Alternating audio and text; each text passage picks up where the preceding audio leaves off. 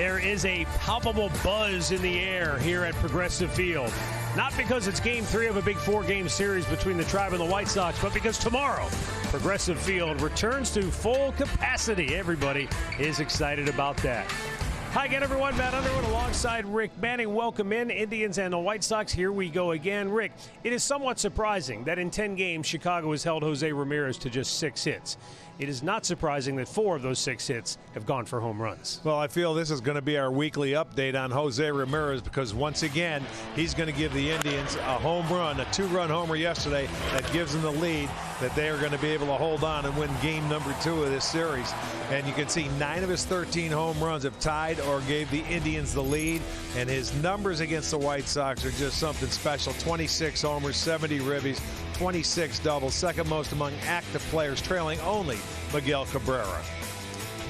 White Sox pitching has held the Indians team batting average to 193 so far in their 10 matchups. Dylan Cease will go tonight for Chicago, but the true kryptonite for the White Sox is on the hill for Cleveland, and that's Shane Bieber. Yeah, it's our treat day. We get Shane Bieber again this evening, a chance to go up against the White Sox. He's 2-0 against them this year. His first start against them, he was fabulous. Went 9 innings, did not allow a run, had 11 strikeouts and 1 walk. He ended up getting the win in that ball game. It was a 10-inning game.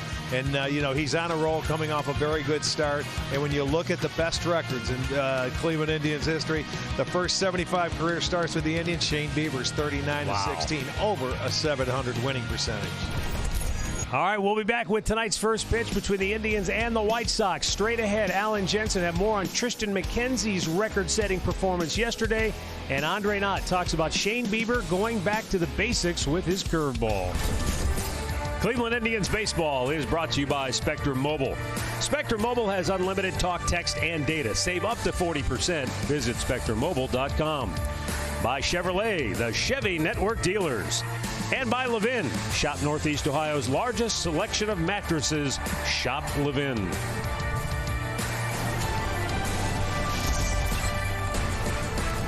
Indians and White Sox, Game 3 in their 4-game set here tonight at Progressive Field. Shane Bieber is on the mound for Cleveland. Dylan Cease for the Chicago White Sox. Shane Bieber just finishing up his warm-ups. He'll take the ball on the hill in just a few minutes, and all the action is right here on Bally Sports Great Lakes. Welcome back to center field. He's Jensen Lewis. I'm Al Pulowski. Speaking of pitching, yesterday we saw something very special from Tristan McKenzie in Game 1 of the doubleheader. He tied an American League record with 8 consecutive strikeouts and set a new Cleveland Indians record with that mark. Credit to the player because the second inning meltdown we had kind of seen in a couple of starts past. He righted the ship. I'm not sure if something was said to dugout or he just finally said enough is enough. Well, he got the strikeouts 8 in a row, 10 on the day, punched out 9 of the last 11 that he faced. A remarkable turnaround after that second inning, and he deserves all the credit in the world. We've been waiting for Tristan McKenzie when he faces adversity to be able to rise to the challenge. He certainly did that in a big way, and the Indians needed it yesterday. We've been talking about his potential for about a year, and you just saw it yesterday with those 8 strikeouts in a row. Andre Knott joins us now. We talk Tribe, Andre. Generally, we're talking pitching. Yes, we are. I thought you were going to give me some more, Al, but you're right. We're talking pitching, and I like it. He just locked you up. You locked me up. I just set you up nice and easy. That's what I was trying to do. You locked me up with a good curveball. Let's talk curveballs from Shane Bieber. How about that? I'll play off of it. There you go. Last start for Shane Bieber, maybe his best he had in the month of May. Just had his birthday yesterday, but May was not his month. So when his last start against the Detroit Tigers, he went back to the curveball that helped him win the Cy Young Award in 2020. When we look at it, he had 24 swings and misses with it, 12 strikeouts. It was unbelievable to see it as he threw 26 of those curveballs. And he said, look, the game plan was pretty simple. They went to the north and south approach of getting hitters out rather than side to side. Look for him to continue that tonight. Tony La Russa was asked before the game, guys, what's it like going against a guy like Bieber? He says, well, we've seen him a couple times and we have a game plan, but when you have stuff and tools like Shane Bieber, you're never comfortable going into a game against him because you know he has multiple ways to get you out. Well, he certainly does when you talk about multiple ways to get. They're going to see him for a long time, as we will see Giolito as well. But this third game of the series after the doubleheader yesterday, let's get it rolling. I mean, this is going to be good. Bieber's 2-0 against them this year. Shane Bieber just turned 26 years old yesterday. And when you look at him coming in, he's leading the league in strikeouts. He's 7th in earned run average. And more importantly, when he takes the mound, you expect to win. I mean, the way he goes out and competes, doesn't matter who he's opposing, who's on the other side. You expect to win that game, and that would be big for this ball club after splitting back-to-back doubleheaders. Well, you certainly do. You go out there, you know he's going to give you 6 innings for the most part. Between he and Savali, they both go out and give you 6 every time out. And, yeah, this is when they have to take advantage of it. When you get your 2 big horses out there, they have to do that now the way the rotation is struggling. So I'm sure Bieber goes out there. He'll know. And I'm curious to see if he stays with that north-south approach with that curveball. I guess it depends on how it feels. That slider could be awesome tonight, and he may switch in midstream if he's got a feel for it. Well, the Indians in general have done a very good job against this White Sox lineup, a very good offensive team, and they've held the White Sox to a team batting average of just .213 over the 10 meetings. And those are 10 games in which each team has won 5, so they've played them to a standoff to this point. Yeah, it's amazing how similar the offensive numbers are amongst both teams. So Bieber's going to be our Northeast Ohio Ford dealer starting pitcher tonight. Shane, on the year, he is 5-3. He's a .313 earned run average, as you mentioned, 110 strikeouts in his 72 innings. He has walked 27. He's given up 9 home runs, but he's coming in. He's 2-0 against the White Sox. And looking for good things from him tonight. Tony La Russa's starting lineup for Chicago. Tim Anderson in the leadoff spot. Nick Madrigal batting second. Yohan Moncada is third. Then Jose Abreu leading the league in runs batted in is the cleanup man. Yermin Mercedes, 4th in the league in batting average, will DH and hit 5th. Jake Lamb gets the start in right field batting 6th. Andrew Vaughn is in left batting 7th. Zach Collins will catch and hit 8th. And Billy Hamilton, the veteran center fielder, batting 9th. And defensively for the Indians, looks like this in the outfield. Harold Ramirez is in left. Bradley Zimmer in center. Josh Naylor over in right. Jose Ramirez is the third baseman. Ahmed Rosario at short. Cesar Hernandez at second. Jake Bowers at first. Behind the plate is going to be Austin Hedges. Corey Blazer will have the plate. Brian Gorman, the crew chief, down at first. Sean Barber at second. James Hoy is over at third base. So we're just about ready to go. 69 degrees, our game time temperature. A few clouds overhead, but otherwise an ideal night for baseball. Are we going to play 7 or 9 today? We're playing 9. We are. Just one game. I'm going to have a cup of coffee at about the 5th inning then. We're going to play 9 unless we're tied, and then we may play more. That's true.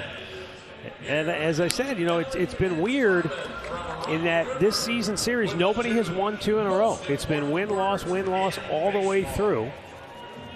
And I think that has to be a feather in the cap for this young Indians ball club, the youngest roster in baseball, to hold this team to a standoff through 10 games that is widely expected to run away with the division. And who knows? They may still do that. They're pretty loaded, both offensively and with their pitching staff. They withstood some serious injuries as well. They still have. They're missing 3 outfielders, and a pitcher. But that happens to everybody. Everybody's missing players about this time of year. Shane Bieber winds. First pitch is a ground ball to second. Cesar Hernandez flags it down and throws him out 1 away. Tonight's storylines are brought to you by Wayside Furniture. Over the last 2 years, the White Sox have batted a paltry 172 against Bieber. And the Indians have won 24 in a row when they score 4 or more while Bieber's in the game. I think the key is try to hold Chicago at bay early. They're a team that likes to get out and play from in front. Yeah, those first 3 innings, they do a nice job of getting the lead. And you can see Anderson swinging at that first pitch. And, you know, you better be ready from the very first pitch of the game. And Hernandez was making a nice play there. We have seen teams take an aggressive approach against Bieber. 1 ball, 1 strike for Nick Madrigal. Well, not only Bieber, but, I mean, you get Savali, too. These guys get aggressive when you're a strike thrower. Bieber jumps ahead, 1 ball and 2 strikes. Nick Madrigal 1 out of 6 yesterday in the doubleheader, but over his last 14 games, he's hit .353, and he's a really good 2-strike hitter.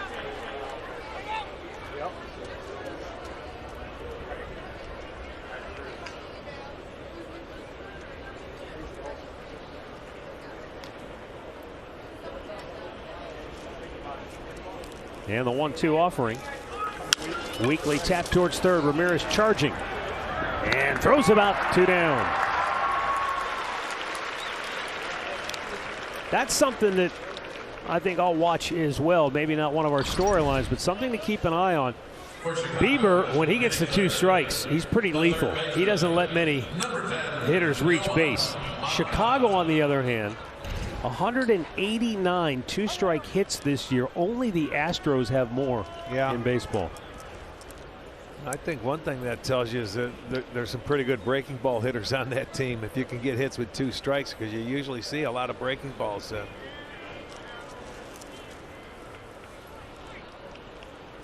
Yohan Moncada takes a fastball for strike 1.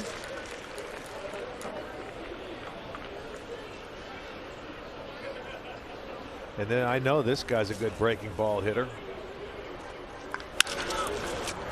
Almost on cue. He hit the curveball. Hernandez with a diving attempt, but couldn't come up with it. If you remember, he took a breaking ball to left center the other way and hit a double in the gap. And I think it was game 2. So he is a good breaking ball hitter. It showed right there. That's his 4th hit in the series. Yeah, if you get it, you can get him to swing over it on the inside part of the plate. That one had a lot of the plate. He took advantage of it, hit it hard enough off the glove of Hernandez. He wouldn't have been able to do anything if he caught it. I don't think he would have been able to get up in time. So there's another 2-out hit for him. 2 down for Jose Abreu, the reigning American League Player of the Week, in which he batted .375 with 10 runs batted in.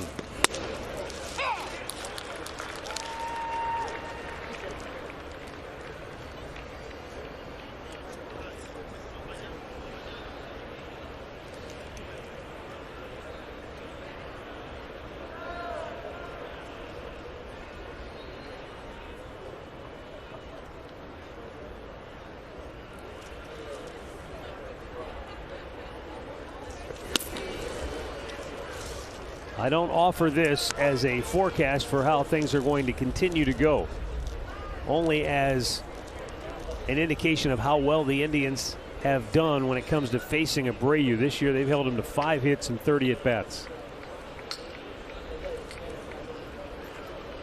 Yeah, but at any time he can bust loose.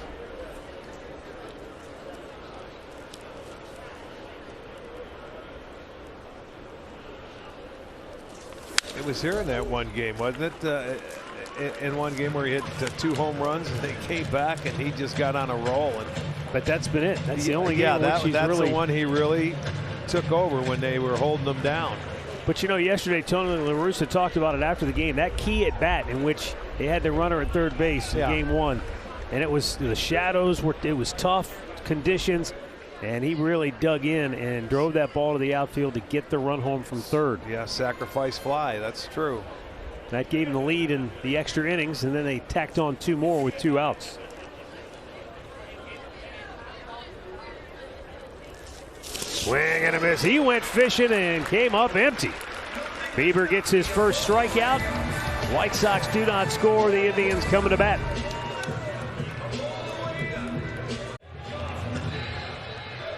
Well, Dylan Cease will be the Northern Ohio Hyundai starting pitcher for the White Sox. Cease having a nice year. He's a 3-1 record, 2.98 ERA. First start against the Indians. He has a 6-game winning streak against the American League Central Division. Terry Francona starting 9, brought to you by Progressive Insurance. Cesar Hernandez in the leadoff spot. Ahmed Rosario batting second. Jose Ramirez will bat third. Then it's Eddie Rosario, Josh Naylor, and Harold Ramirez. Jake Bowers, Bradley Zimmer, and Austin Hedges hitting ninth.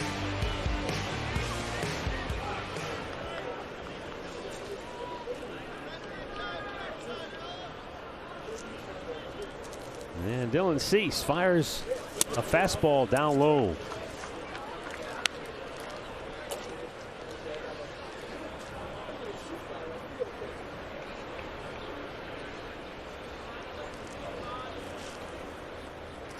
See, it's a good fastball, curveball, changeup. He's 1-1 in his career against the Indians with a 5.14. He's only given up 4 home runs this year in his 51 and a third innings. Cesar blasts one toward the gap, but it's run down by Vaughn in left field for out number 1. Check out the White Sox defense now that we have the opportunity. Vaughn in left field, who just made that catch. Hamilton is in center, Lamb over in right. On the infield, Moncada at third, Anderson at short, Madrigal at second, Abreu at first, and Collins is behind the plate. Now Ahmed Rosario. He's hit in his last 4 games. Takes a curveball for strike 1. Rosario 3 for 7 yesterday with a home run.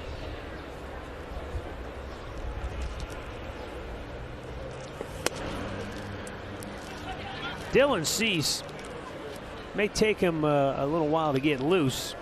His fastball velocity averaged 96 miles an hour. That's 4th best in the American League in terms of velo. You know what I found out last year? He averaged 97.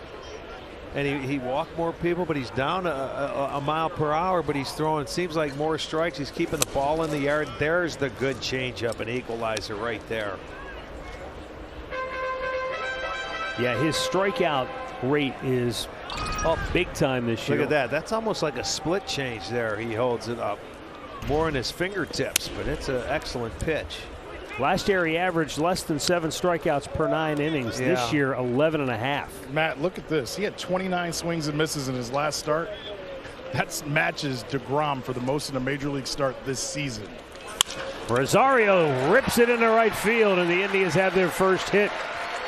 And he stays locked in with a hit in 5 straight games. I'll tell you what, Rosario, ever since he took over the shortstop position, his offense has picked up. It seems like he's not worried about defense anymore. He's at home at shortstop, and I'll tell you, you can see it. It's affecting his offense. Came into the game hitting .252, and it just continues to go up. 1 on, 1 out for Jose Ramirez, now 6th in the American League with 13 homers.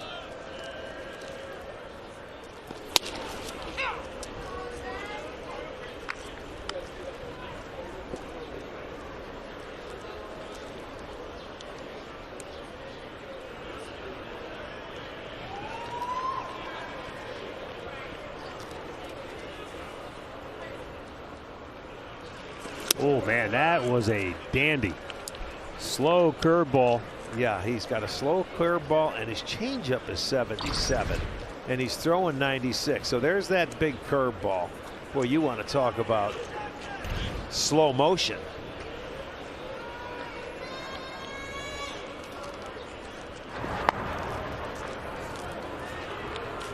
Ahmed Rosario does have 4 stolen bases this year, has not been caught.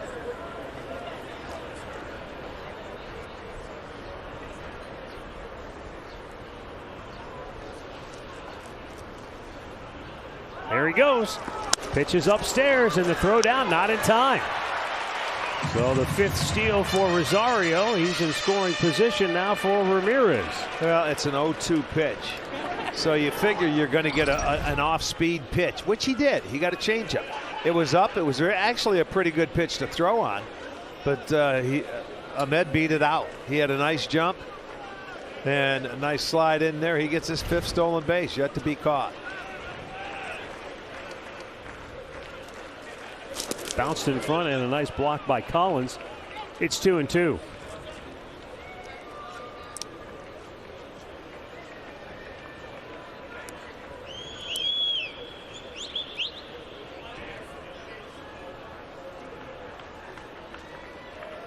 You know, in Cease's first 4 starts, he never went 5 innings in any one of them.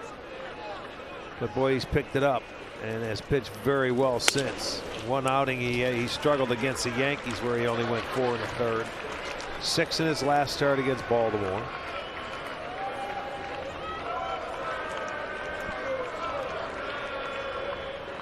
But the Indians have done well against him here in this ballpark.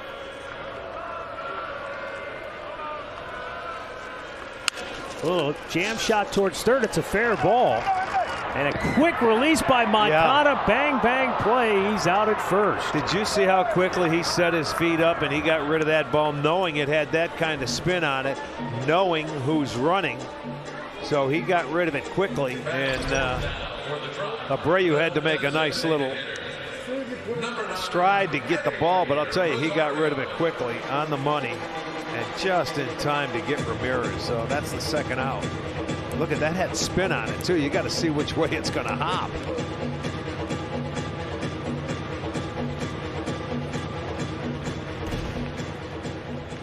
So 2 out.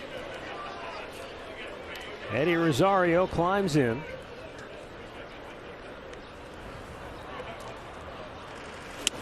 Slows it down. That's a changeup, top of the zone. 73. You know, I wonder, because it looks like we showed you how he grips it, and it looked like a split up there.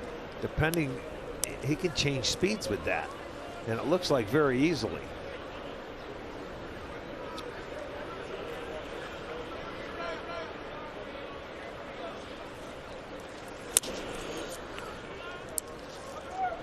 One ball, one strike. Eddie Rosario has reached in 15 of his last 17 games. Trying to deliver a 2-out RBI hit here in the first.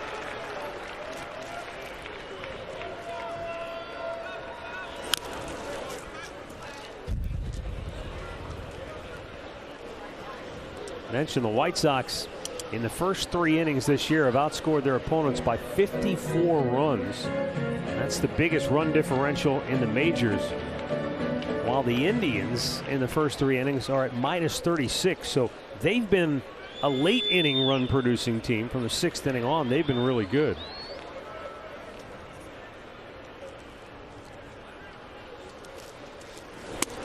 Missed outside with that slow curveball. 2-2.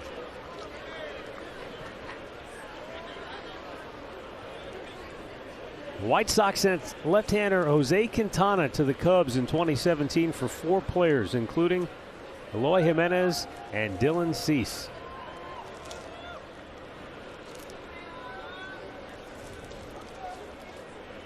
Jimenez is hurt and probably won't be back this year, but a good power hitter. He'll be back. And Cease developing into a fine major league starter, so that looks pretty good for them. Slow breaking ball topped foul. Stays 2-2. Cease was doing a little work too with Giolito this year and his people as far as shortening that arm. You know, once it works, people want to know how you do it and how you go about it. Well, you watch when he pulls that ball out of his glove, it's a lot quicker to get behind him than maybe a little long arm last year.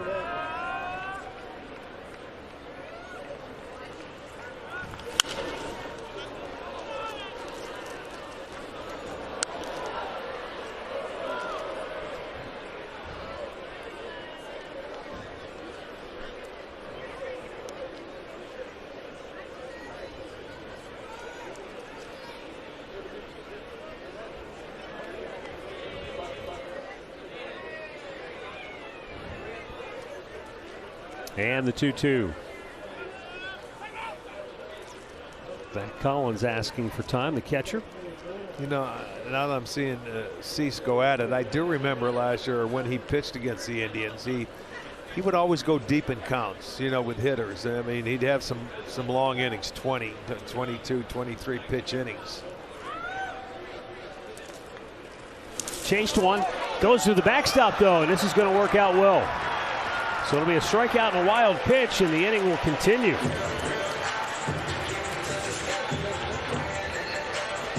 Well, he gets his first strikeout. It doesn't end the inning,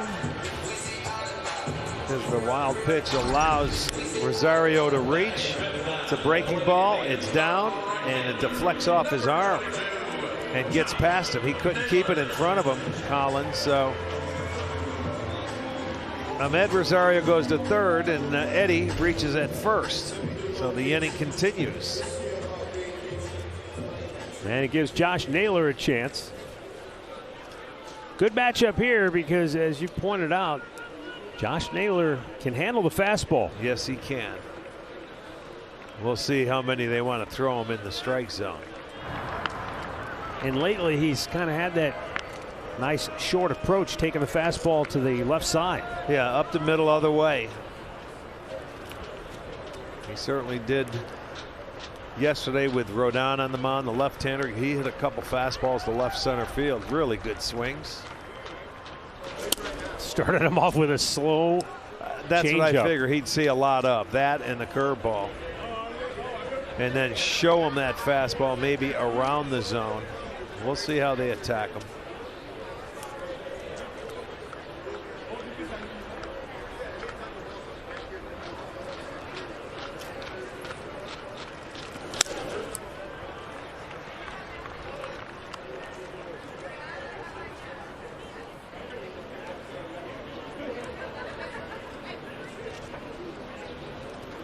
Naylor 5 for 12 over the last 2 days.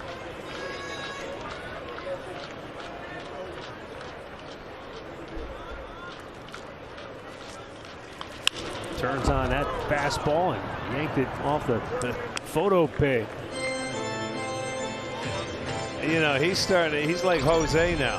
He starts getting fastballs, and look at it, it's inside, and it's tough to get him out of there. He hits it, and he hits it foul.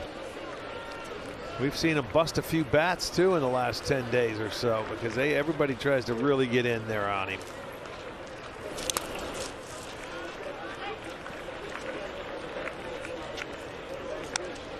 I like the way Ahmed Rosario came down the line at third base. He was about a third of the way down on that changeup in the dirt. He's looking for something in the dirt here. Curveball, anything.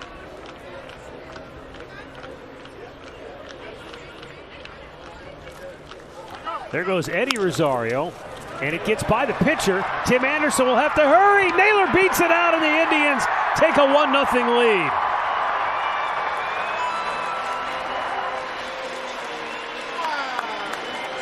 Put the ball in play, and maybe something good will happen. He didn't hit it hard, but he squibbed it past the pitcher's mound, and Tim Anderson had the old do-or-die play. Yeah, once it gets past Cease, now you see where Anderson was going to second. He had everything he had to do to get up and get rid of it. I don't think he could have done it any better. Maybe one extra step because he didn't get it in the grips right away. But an awfully tough play. It'll be an infield single. The Indians will jump up top and take a 1-0 lead for Naylor's 15th ribby. Those are beautiful right there. Infield single, and he beats it out. Nice.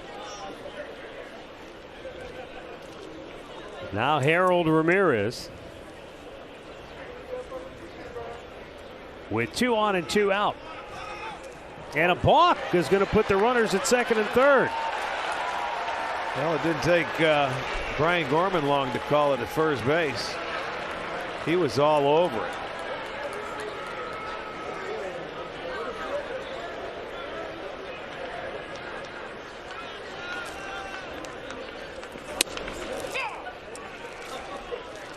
Let's go back and take a look and see what he did. See the flinch right there and then stepped off. That was a good call. You could clearly see that. And once Gorman, the crew chief, called it at first, everybody else did. Off the glove. Anderson again has a do-or-die play, and Ramirez beats it out. How do you like that? Back-to-back infield hits, and the Indians have a 2-0 lead. Well, and the balk there certainly helped the Indians. Set it up, Eddie. I'll tell you, Cease got a glove on it and it knocked it down. And maybe if he let that ball go, they would have been able to get Ramirez at first. Let's see where Anderson is. Maybe the second baseman would have had to make that play. But no, you're not going to get Harold. He gets down the line as well.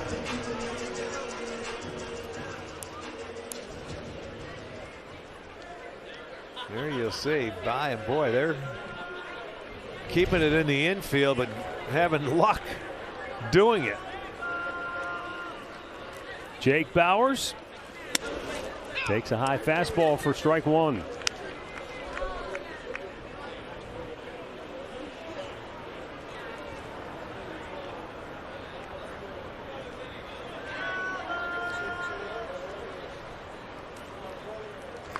There's a liner toward left field, and that's going to be caught. What a play by Vaughn. Andrew Vaughn just saved at least a run there with a dynamite diving catch in left field to retire the side. But the Indians cobble together a couple of infield hits, score a pair, take a 2-0 lead.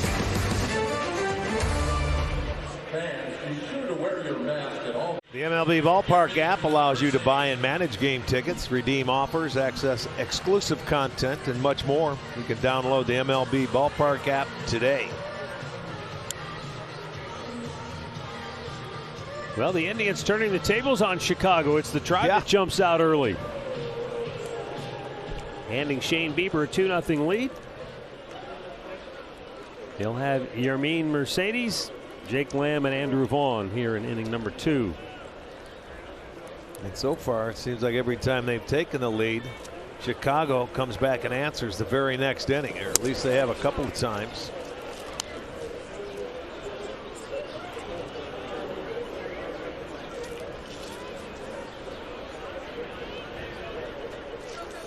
Okay, now I see a little foot lift today in this series. Yesterday, he was never raising that front foot in an at-bat. He was keeping it down, and he looked caught in between. So today we're seeing it raise a little bit.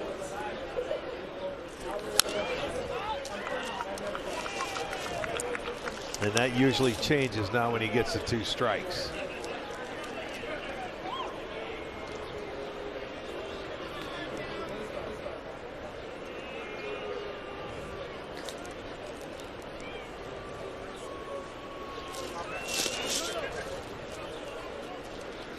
Mercedes kicked up a little bit of a firestorm a few weeks ago when he missed a take sign on a 3-0 pitch against a position player, Astudillo of the Twins, and hit a home run in a blowout win for Chicago. His manager wasn't happy about it. Became a little bit of a war of words in the press between Mercedes and some of his teammates and the manager. The interesting thing, though, is he hasn't hit since then, and Andre pointed that out before the game. You go back and look, since he hit that home run and all of the hubbub that came afterwards, Mercedes has batted just .167 in his last 14 games, and he's now 0 for his last 16. And you do wonder, you know, if any of that may have gotten into his head. Certainly could have.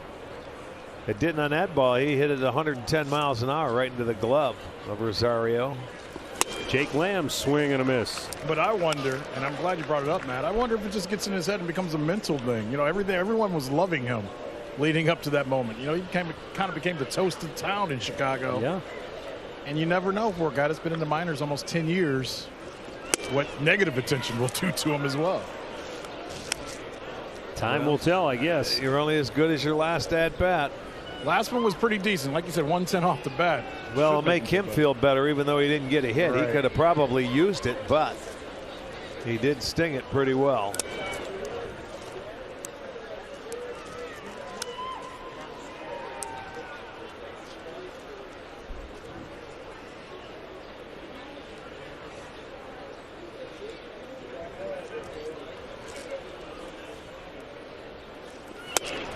Just a bit outside, 3-1.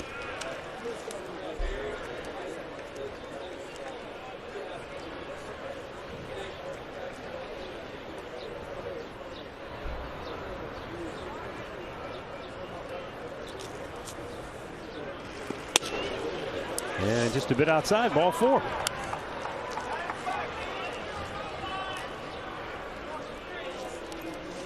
Stat of the game is brought to you by Buick. Look at these two pitching staffs. The White Sox right now as a team have the second best ERA in the American League, and the Indians are 6th best. Indians have the edge in terms of the bullpen right now, ERA wise.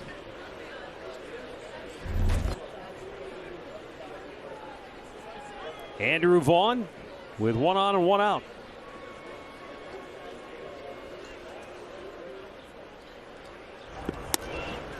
Takes a fastball for a strike.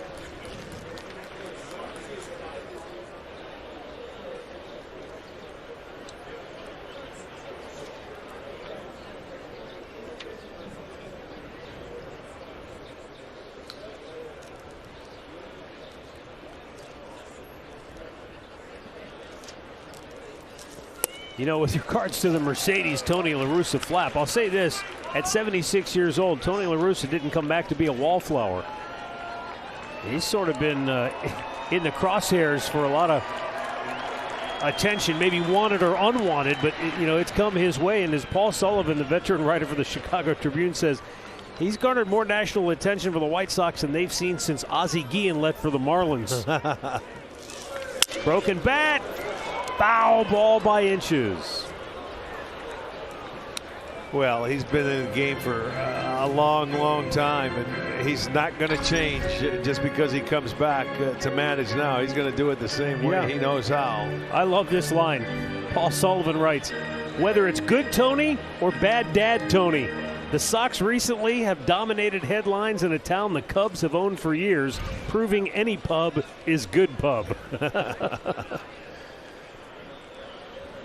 Well, yeah. The spotlight is on Chicago because they made some moves and signed some players, and they hire a new manager and bring back a guy that's in the Hall of Fame that was retired and hasn't managed in quite a while.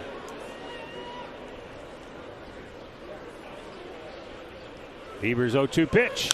Fouled back. Yeah, anytime you go against the grain, you open yourself up for people going, what are they doing, you do. right? Yeah, they're going to second guess it. And, people will dislike it or like it or dislike it. He was in Chicago for a long time. And the owner, when they got rid of him, that was the biggest mistake he felt he ever made. So, he came back and he says, I want to get Tony because they got rid of Rick Renteria. Swing and a miss. Bieber strikes out Vaughn for out number 2, his second K today. Check this out on our Nissan pitch tracker. Here's the slider on this one. That's not the curveball. That's an 86 mile an hour where it starts in the zone, and that's where normally he gets all those strikeouts with that pitch. It ends up out of the zone. You get the hitters to chase it. But, that slider hasn't been there. That's why he went to his curveball. More guys were laying off that slider and taking it for balls. Now the catcher, Zach Collins.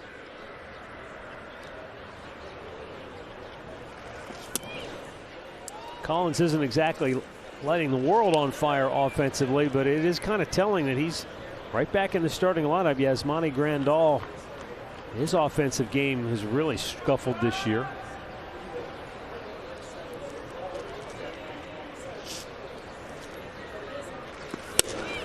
Fastball strike. He evens the count at 1-1.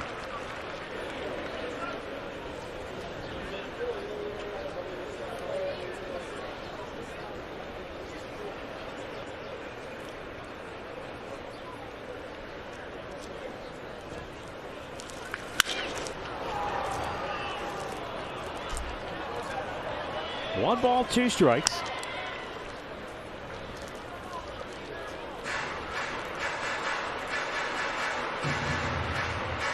Collins had that big hit in the second inning after the Indians scored 2 in the first. Off McKenzie. Drove in a pair, a double down the line, and give them that 4-run second inning and come back and take the lead.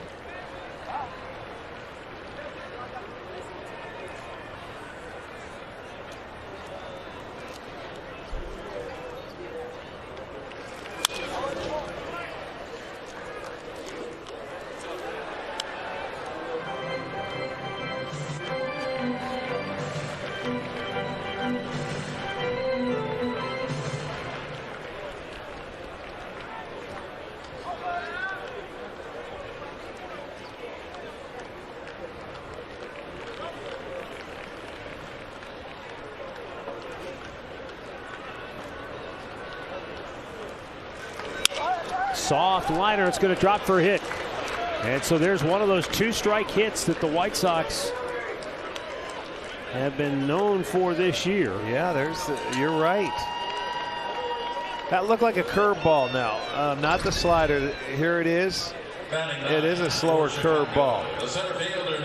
Got down around the trademark, but it was elevated a little bit, and he just fights it off the other way. So they keep it going now. 2 outs. Got 2 on, and they'll turn it over to Hamilton.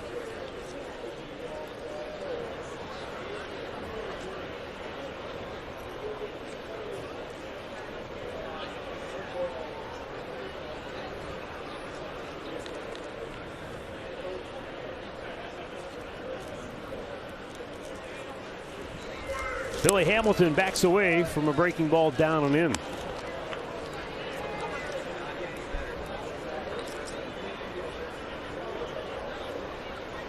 Hamilton had 2 hits in game 2 of the doubleheader last night. Scored the White Sox only run in game 2. That's crushed. My goodness. That is deep. And it is off the base of the wall. Lamb will score. Here comes Collins. He will score as well. And here comes Billy Hamilton around third. And he's safe as well. Unbelievable. How about the hustle for Hamilton there? Unbelievable. Now, is he maybe banged up on that play at the plate? I don't know if he hit his face when he was diving. It may have gotten him. It may have hit the ground because he tried to slap that hand on the plate because he knew Bieber was going to be there. So it might have been his face or his nose, but he gave this ball a jolt. 93-mile-an-hour heater into right center field. They weren't going to get there. I watched him round second. He was going to third and make sure that they were going to throw the ball home, and he stopped and then he kept going. And he picked up the ball on the tag by Hedge as it kicks away, and he aggressively comes home. See his face hit the ground. Watch him. Watch his face. Watch the left arm. Goes down, hits the ground on the right side of his cheek.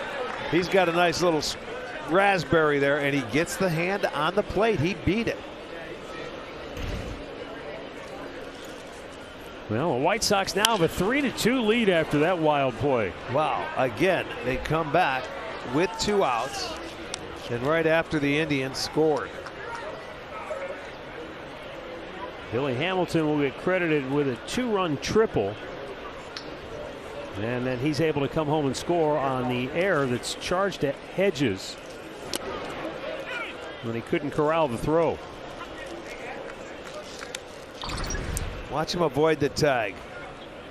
He gets the hand. There it is, right over the plate. And I think you're right. Yeah. His chin. Oh yeah. Right I mean, into the dirt. It just came.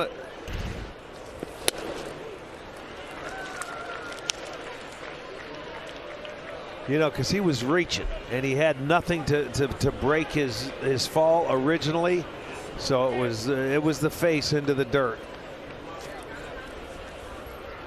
Boy, what a hustle play. Anderson strikes out to end the inning, but the White Sox storm back with 3 in the second to take the lead. The official score has now changed his mind. Now Billy Hamilton is being credited with a 2-run double. They went to third base on the throw, and the error allowing him to score. Yeah, but watch him between second and third. He stops to make sure they're going to throw it home. Slow down, and he picked it up. Now look, he's watching where the ball is. He never took his eye off the ball. No coach can tell him to go. He was his own base coach right there, and it was a flat-out terrific hustle play by Billy Hamilton. Bradley Zimmer leads off the second. Oh, yeah, look at that nose. Oh, yeah. His nose, his lip, he is bloodied. He lost a pound of skin. He's going to be a pound lighter. He doesn't have much to lose.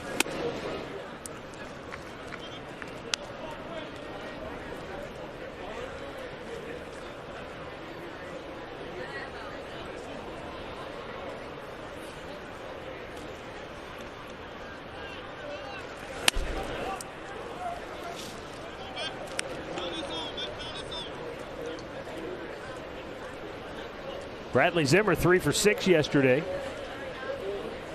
And an RBI single in game 2. Also drove home a run and single twice in game 1. Lifted to center field. 1 down. Take a look at Dylan Cease's weapons on StatCast 3D, powered by Google Cloud. There you see almost 50% fastballs, the 4-seamer. He's got the slider, that big slow knuckle curve, and a very good changeup to go with it as well. Art, you mentioned that Yankee start that he had, and you mentioned in April he was only able to go 4 innings in 4 starts, right. 5 innings, and He said it was a slap in the face in that Yankees game because the first 3 innings were hitless. He was perfect through the first 3. Then he fell apart in the 4th, getting behind in the count. Yeah. And that became kind of that was his eye-opening moment of, you know what, I got to get ahead of hitters and stop messing around and start attacking guys. He said it was a slap in the face. I can't get behind. Something to pick up on. I haven't seen many sliders yet. No, there's one right there. Now that you talk about it. He said, and just being around the White Sox people, when he starts yanking them, that's when he falls into trouble. So you know what, though, Andre, in that start, he walked 4 guys, you know, and you look at all of his starts. He had 1 start. He went 7 innings. It was against Detroit. He didn't walk anybody. But he's usually in his first, 4 starts, 3 walks, and then 3, 2, 3, 4, 2. He lets too many hitters on base. He throws too many pitches, so he will never go much more than 6 innings if he continues that. I mentioned those 29 swings and misses in his last start, and I'll wait till after this pitch. Hey, another one. You may say, how many is that? Well, Lucas Giolito in his no-hitter last year had 30. That was the most in Major League Baseball last year. That tells you how nasty his stuff can be. Yeah. He can get swing and misses like no one else in baseball when his stuff is working the right way. Yeah, but the difference between Giolito and Zeus is Giolito commands. Yes. He spots his fastball, and that changeup is like on a string. He's trying to perfect that, this young guy. I mean, it's in there. He's got to find it for himself. Matt, I don't think the White Sox would ever say this, but Ethan Katz probably was hired not only because of his work with Giolito, right, but he's also been working with Dylan Cease as well. Yeah. Shorten that arm. And you can tell. Yeah. Watch how he takes it out, Andre, and it goes right back. Very similar. Not quite as pronounced, I don't think, with the Cease as it is Giolito.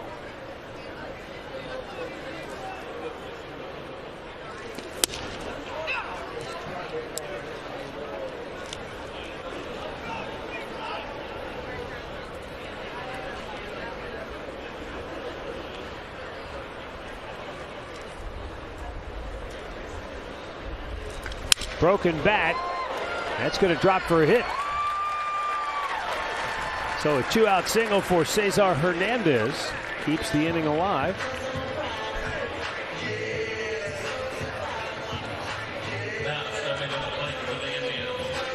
Well, if you got to break a bat or shatter it like this, you're very happy when it goes for a base hit. That was probably his good bat, thinking, oh gosh, now it's gone, but it went a hero with a base knock. 2-out single, keep the inning going.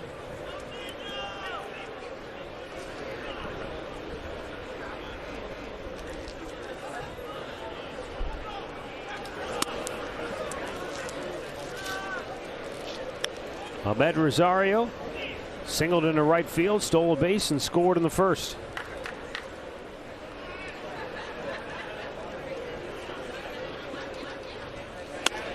In tight, and you can see Rosario, who got plunked in the right wrist by a pitch last week. He was getting out of the way in a hurry.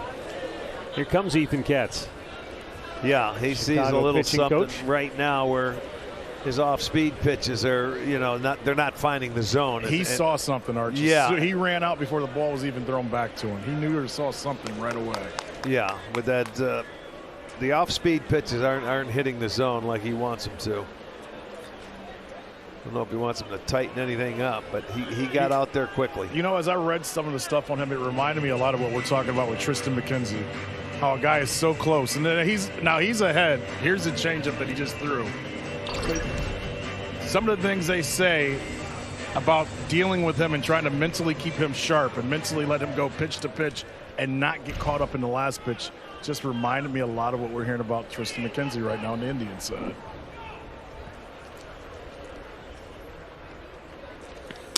Taking all the way, that's called a strike, but that's generous.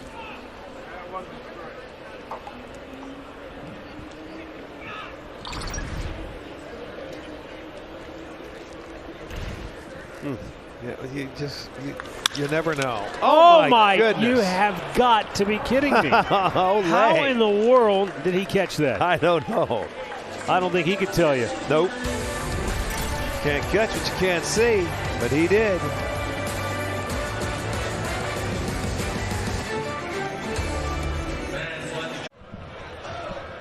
Single game tickets are now available on Indians.com, or you can use the ballpark app. Don't miss the fireworks, dollar dogs, great giveaways, and all the rest of the fun right here at the ballpark. Gates opened up to full strength tomorrow. 3-2 Chicago on top. Nick Madrigal leads off in the third. Grounded out his first time up.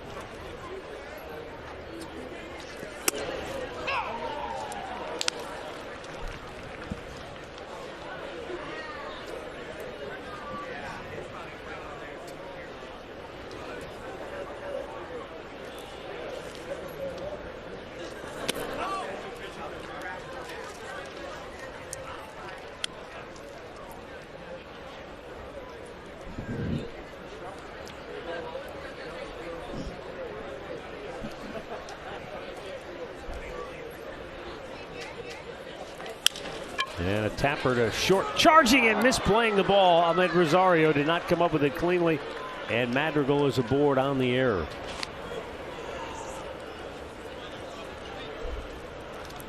Well, this is one you keep the glove down, and he comes in. It's down. It just went off the fingertips. He thought it was going in. Deflects off. That'll be an error to start this inning. Second error for the Indians tonight. Now Yohan Moncada. Singled on a curveball. Just to the right of second baseman Cesar Hernandez in the first.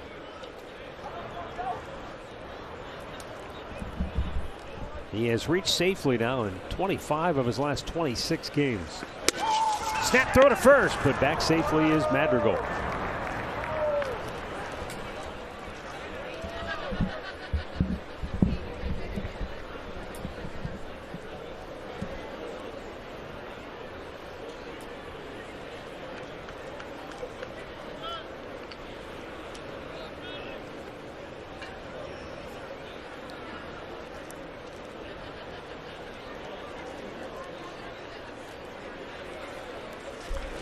Goes the other way and a base hit into left field. There's another breaking ball, and he stays on it. I bet this ball was away.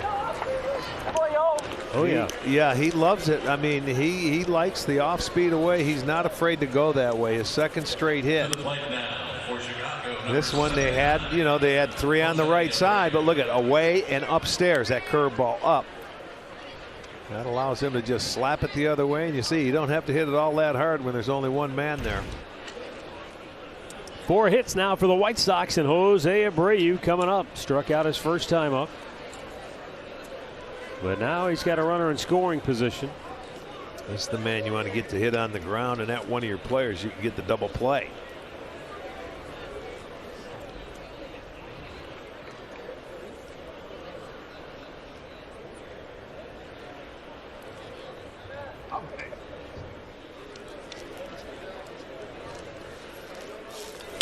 Here you go. There it Ramirez is. steps on the bag across the diamond, and Bowers with a nice backhanded pick for the double play.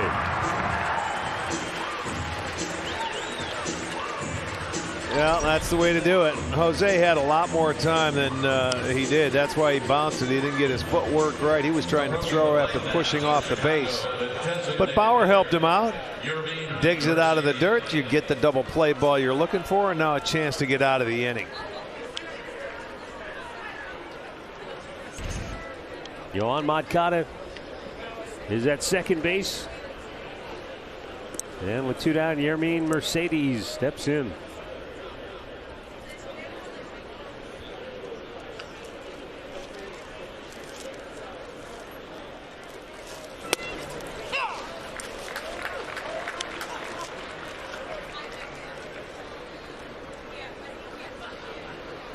I don't think my man Mercedes liked the Mercedes decal he had on yesterday. He went a little smaller today. Yeah, he took with the eighth. Well, I heard he was in the trainer's room. He got a back rub. It was too heavy carrying that around.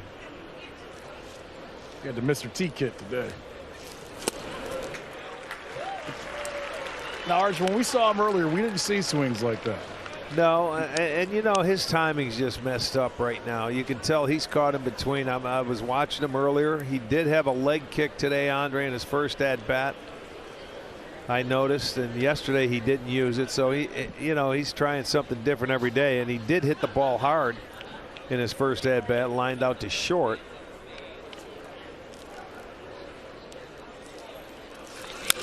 But you see, he swings at a lot of stuff out of the zone. He wants to hit his way out of it, and that happens a lot of time to hitters. You're not patient enough. Look at that, ball's off the plate. It's not even a strike, and he's trying to put it in play. I mean, in fair territory, and he still pulled it foul. So when you get to 2 strikes, you don't even have to throw this guy a strike. He'll get himself out.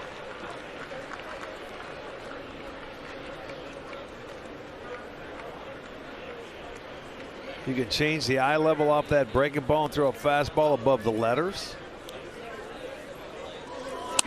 Just a little too high. But you get him off that breaking ball. I mean, that's what you can do when you get an 0-2 count. Change the eye level, get him looking in a different zone, and then go back to that breaking ball.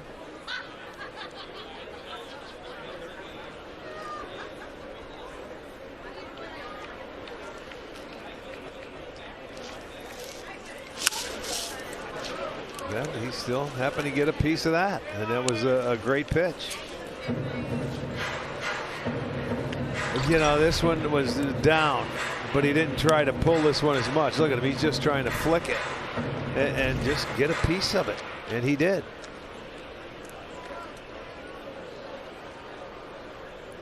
Thinking maybe Indiana Jones broke into his hotel room and got that medallion and returned it to the museum.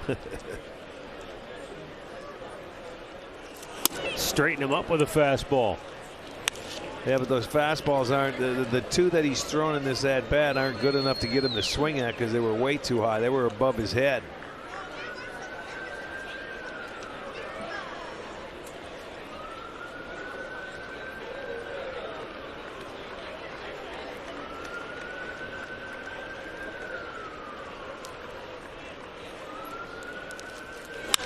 Goes the other way, right field. Naylor makes the catch.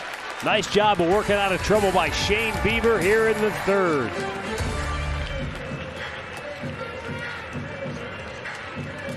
Progressive Field. This is the final game before we open to full capacity tomorrow for the remainder of the year, and you get a look in from our T-Mobile coverage cam. What a beautiful night. Yes, it is. Jose Ramirez will lead off the bottom of the 3rd. Dylan Cease delivers, and it's fouled back out of play.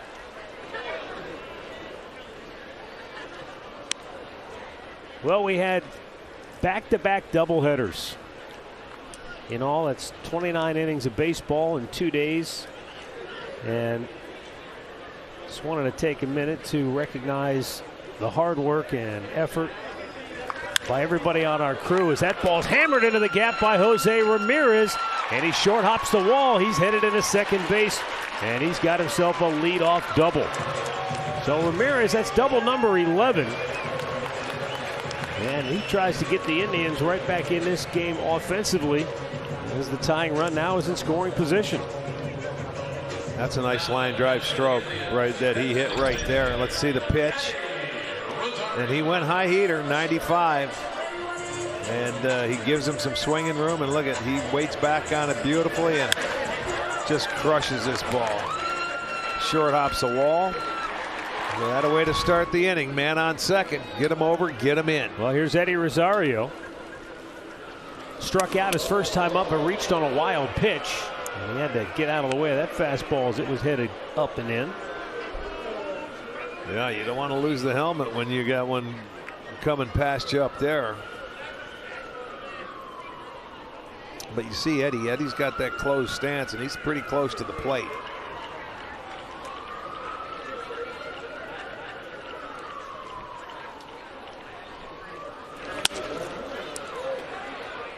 It was fun for us. I mean, it's a lot of baseball, but we had a blast. But there's a lot of hard work behind the scenes, people that don't get a lot of credit.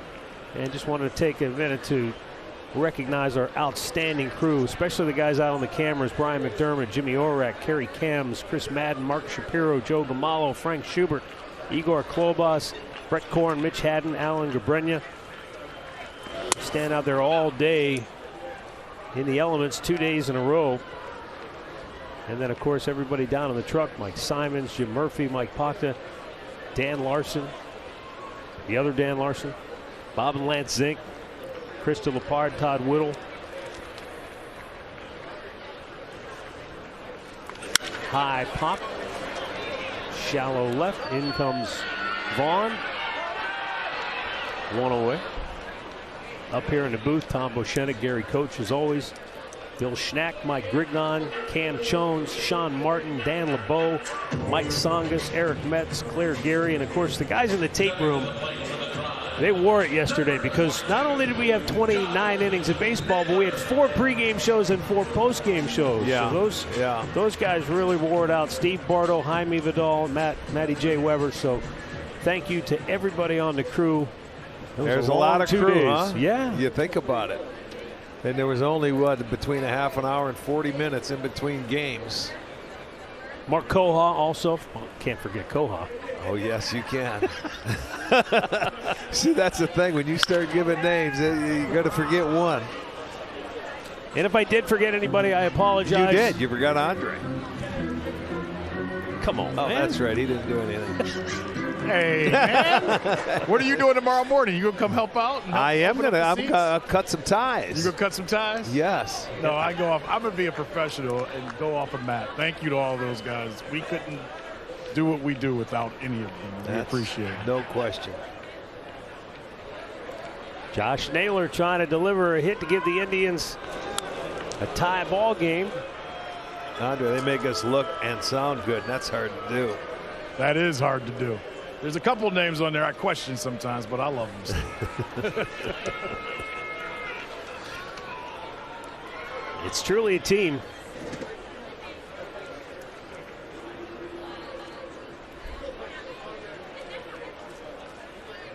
Oh, 0-1 offering.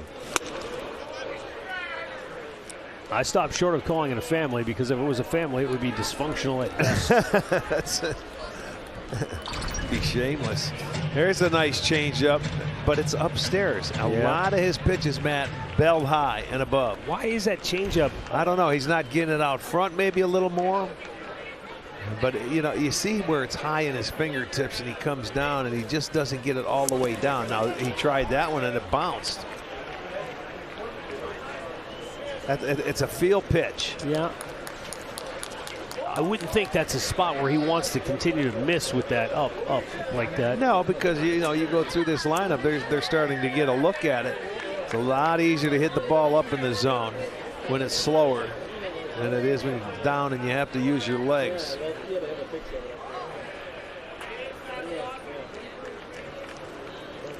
Ground ball up the middle. Tim Anderson is there. He'll throw out Naylor 2 down, tying run to third.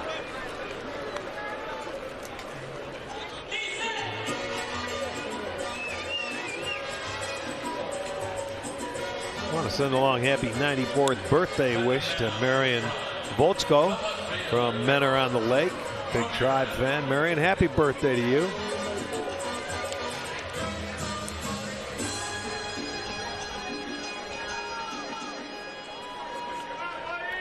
Harold Ramirez, an RBI single on an infield hit in the first inning. And he sees a slider, bottom of the zone for a strike.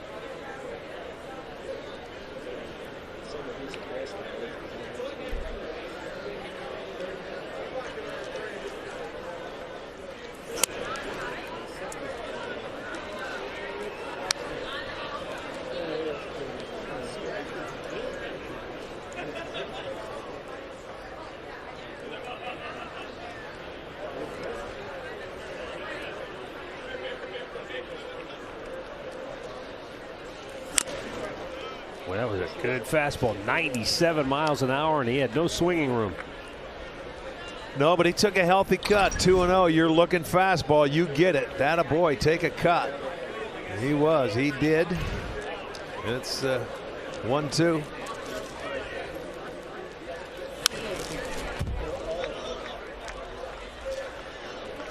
That was well off the plate, but he was still able to reach it.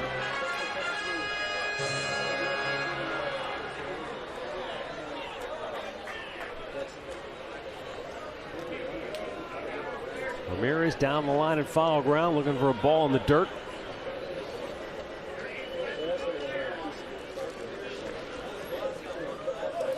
And a line drive base hit left field. Big Harold ties the game at 3. As we talk about, a little easier to get a ball upstairs and spinning. And he left this breaking ball, so the Indians get a 2-strike hit now. And they tie the ball game. Harold gets his 9th RBI. Nice piece of hitting. And you're going to see another pitch that's up in the strike zone by Dylan Cease. And it's the curveball. He's getting that and his changeup. Look at the catcher. When he's got to raise his glove up there, that's above the belt. That's not where you want breaking balls. So, big 2-out hit ties the game. And the Indians now with 6 hits. There goes Harold Ramirez. The throw by Collins is in the dirt, and Big Harold's got a steal. His 2nd of the year. And so, he's into scoring position for Jake Bauers. Well, Rosario had one in the 1st inning, and they're off and running, so Sandy knows something that's going on there. 2nd stolen base of the night by the Tribe. They now have 29 on the year. Jake Bauers nearly came up with a 2-out RBI hit in the 1st inning. Yeah. But Andrew Vaughn made a sensational diving catch in left field. Yeah, he was robbed. He was robbed, man. That would have brought in at least a run. No, that's too bad.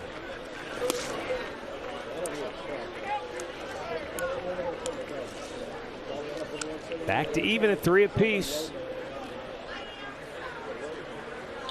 Here's the line drive, and here comes Vaughn in left field. Gets that glove just underneath it.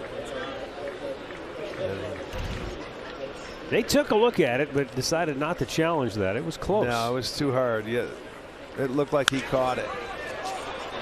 Home run in an elevator shaft. Inning over.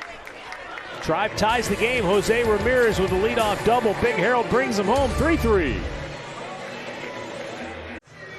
Well, prorated season ticket plans are now on sale. Plans begin with the just 12 games and include many outstanding perks. For full info, call 216-420-HIT, so you can visit Indians.com.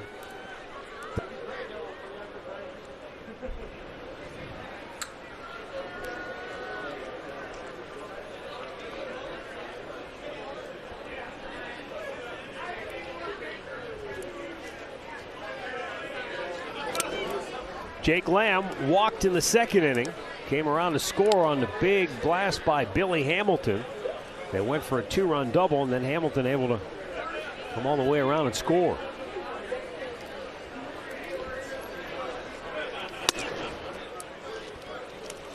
Yeah, bottom part of their lineup did the damage there.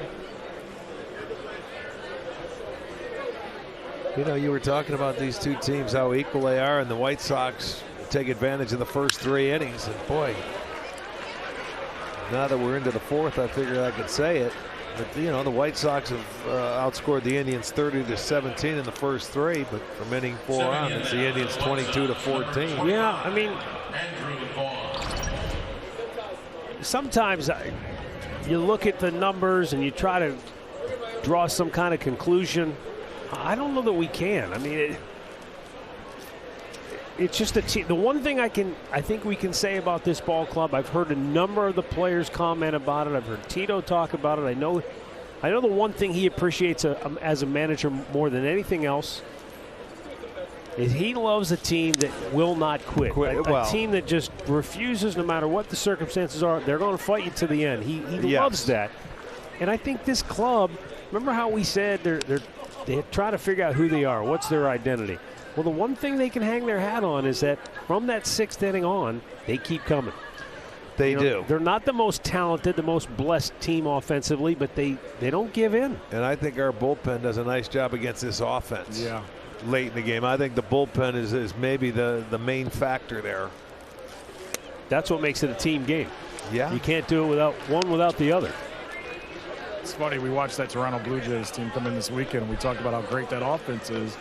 Then you look at their record and you scratch your head and say, well, how did they won more games?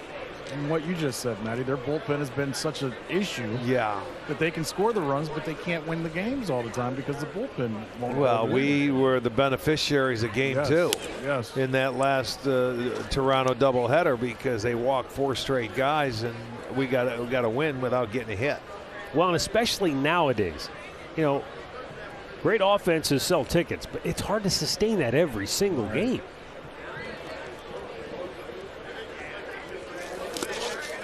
Well, you can't. You need good pitching, but you can't go out and you can't pay for pitching because it's going to cost you an arm and a leg. You've got to pretty much promote and come from within, and you make a few nice deals and people develop. When was the last time you suppose somebody actually paid an arm and a leg? Well, let's not go too far. Probably, I'm sure, this offseason. Let me go look at the signees. Well, let's see what moves Toronto makes at the trade deadline. They may have to give up an arm and a leg.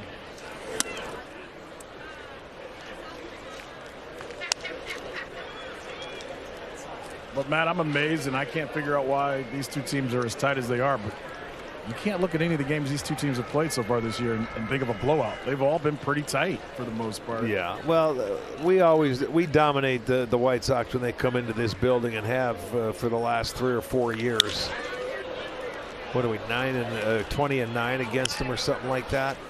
That we just have their number for whatever reason. They're a divisional team. You look anytime we play our divisional foes, it seems like it's a grind. They know each other well. Yeah. I mean, with Kansas City, I mean, they've really dominated Detroit. That has been unfair the way they've done that. But between the Sox and Kansas City. Double play ball. There's 1 and 2. Around the horn they go.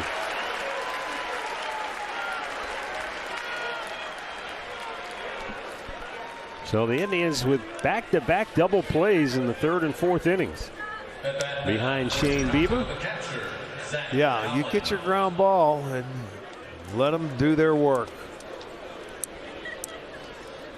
Nicely turned by Ramirez and Hernandez. I mean, within the division, the Indians have played very well. Yeah, and look, we've already played 32 games in our division.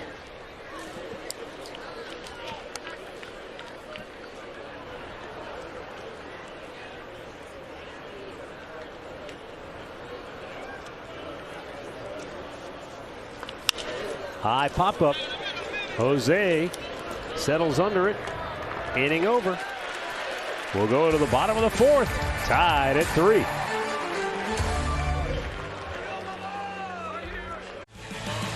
Cleveland Indians baseball brought to you by the injury lawyers at Elk & Elk. Call 1-800-ELK, Ohio. And by your local Toyota dealers. Toyota, let's go places.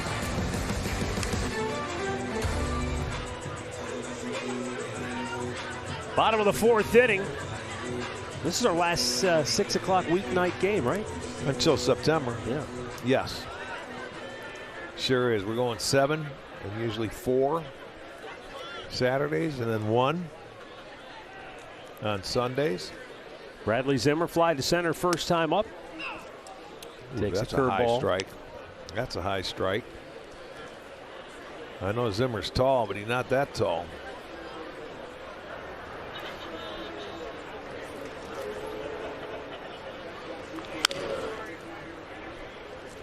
You'll see. Cease, the only pitch it seems to me he can get down in the strike zone is his fastball. A lot of changeups, a lot of breaking balls, belt high.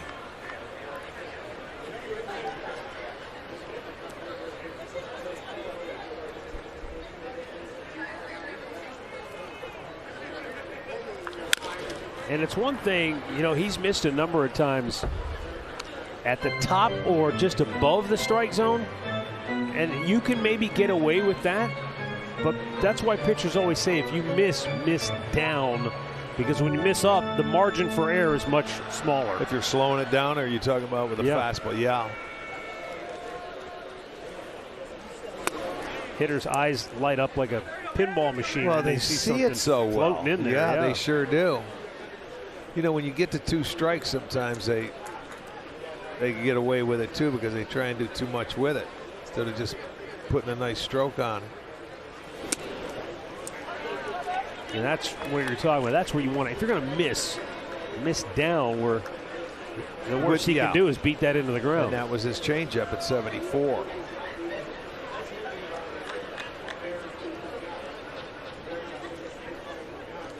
That fastball missed in off the plate. Full count. Let him right back into the at-bat. Well, and here, I think here is what you were talking about before. You know, his ability to get deep into games. You're at 72 pitches here in the 4th inning. Right. He's averaging 20 pitches an inning.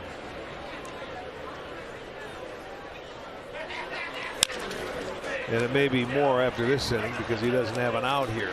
I think Andre's on it, though. That was a really good comparison. They may not be at the same exact point developmentally, Tristan McKenzie and Dylan Cease, but you see, I mean, the stuff is not even a question. The stuff is phenomenal. It's harnessing it and repeating it and being consistent with it. The 3-2 out of play to the left. Commanding it. You know, he has a nice changeup and he's got a nice curveball, but he can't throw him for strikes on a consistent basis.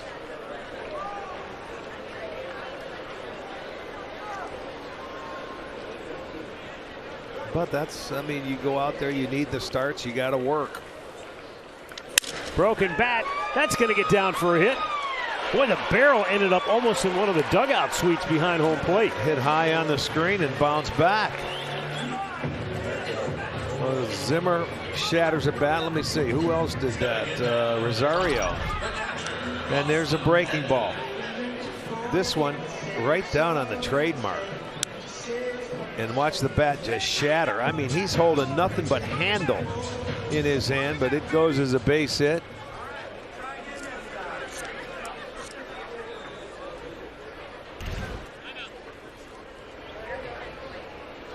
Well, I'll tell you what, they already have 2 stolen bases. Look for this guy to go too when he's on.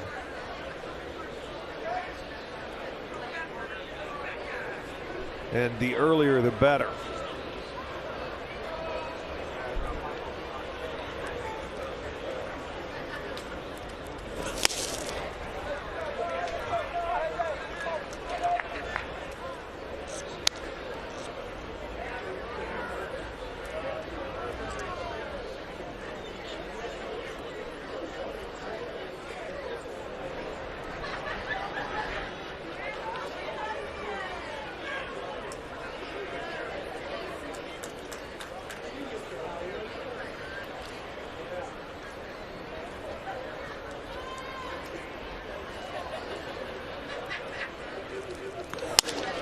Fastball up out of the strike zone, and it's 1-1. Yeah, he held the ball on Zimmer over there now. Russo making the calls. Whether this is a guy you could pitch out on too if you think he's running.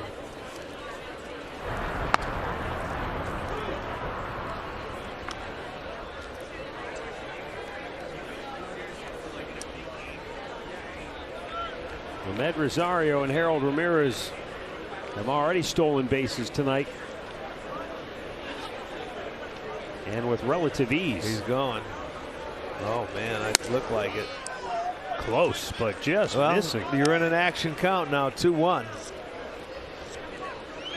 That was a good pitch. And you're going to see it's a fastball right there.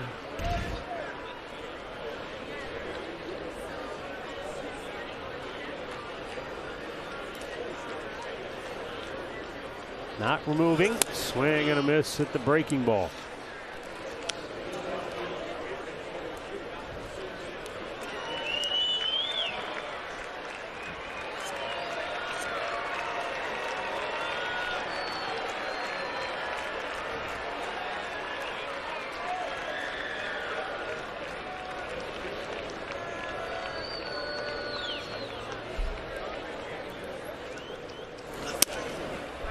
Just missed outside, full count. 49 out of 80 strikes. Yeah, 80 already, and it's only 3 innings because he doesn't have an out here. Now, Zimmer didn't go the whole at bat, so you know, I don't know if they think Hedges is going to swing through it, but they have 2 stolen bases tonight, and he didn't go. High fly ball, left field. Back is Vaughn looking up. It is gone to the home run porch.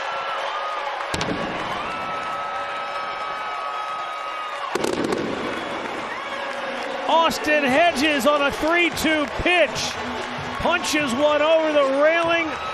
And the Indians take the lead 5-3.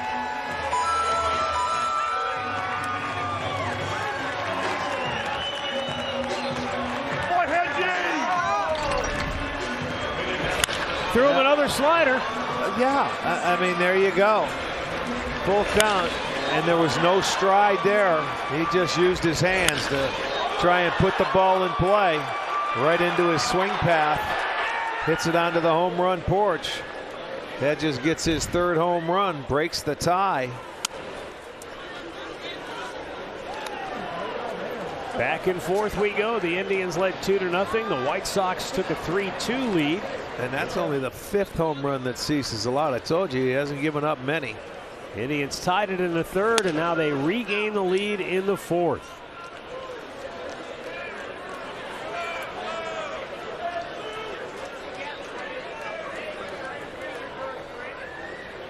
Some stirring in the Chicago bullpen. We're about to get action there.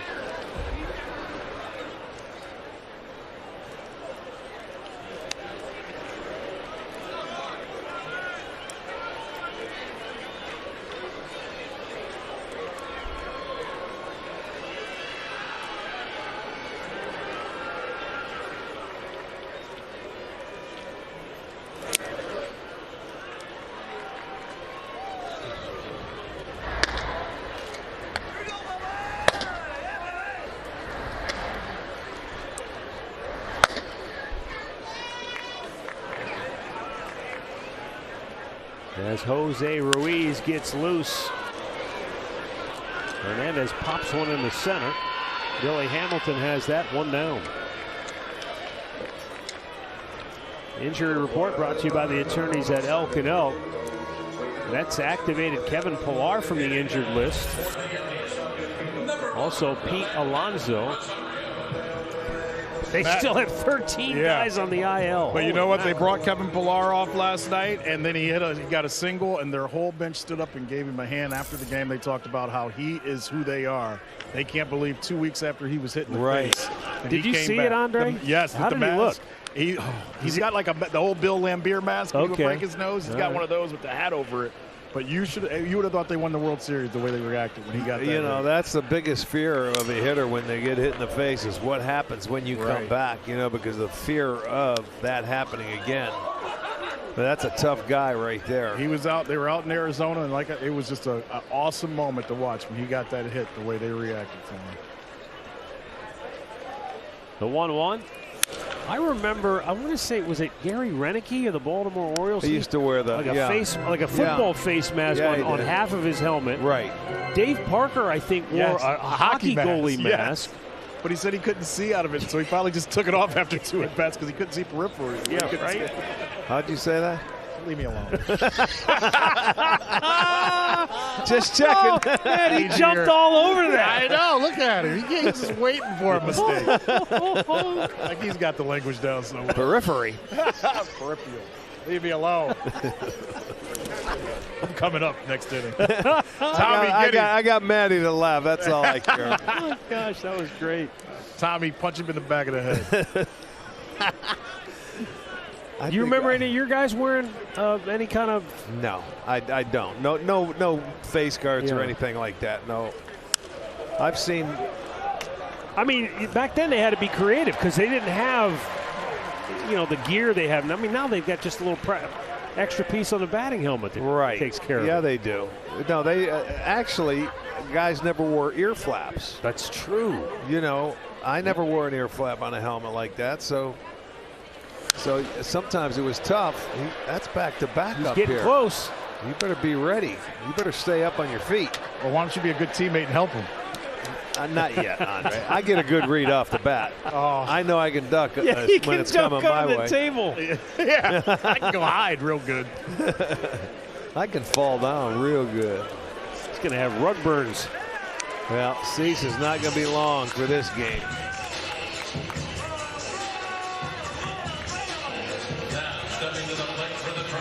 Well, Jose Ramirez, last time up, he led off the third inning with a double to right center field, passing Albert Bell for 20th in club history. He's done. Here comes Tony La Russa. He's not going to let Cease face Jose Ramirez. I don't blame him. We'll wait for him to make the official wave to the bullpen, but I'm pretty sure he's going to. This is not a social call.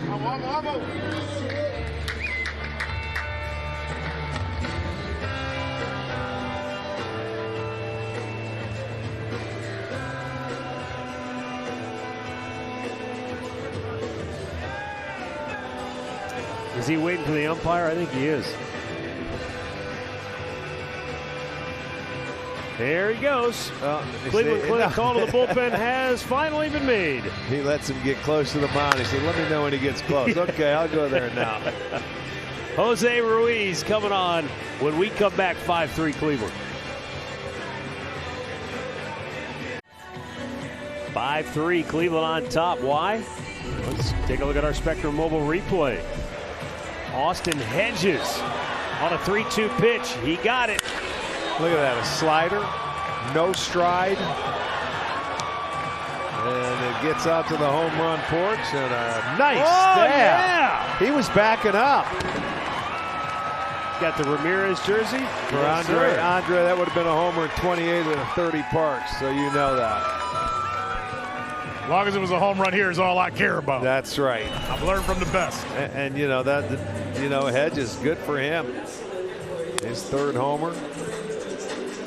He swung at 2 sliders in that at bat, and neither one of them were, I don't think, strikes, even close. But he got the spinner, and he smoked it. Now Jose Ruiz will face Jose Ramirez. Dylan Cease, 3 1/3 innings pitched, 94 pitches made. 28 of those coming here in the 4th inning alone.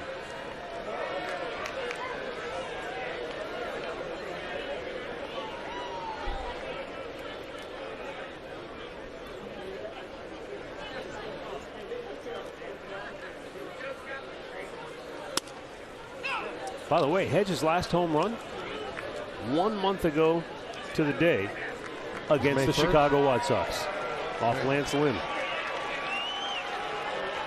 Well, he probably won't be playing tomorrow. And isn't Lynn pitching against us tomorrow? Why won't he be playing? Day game, 1 o'clock. Base hit. Here goes Ahmed Rosario. He's off to the races. Sarbo's going to wave him home.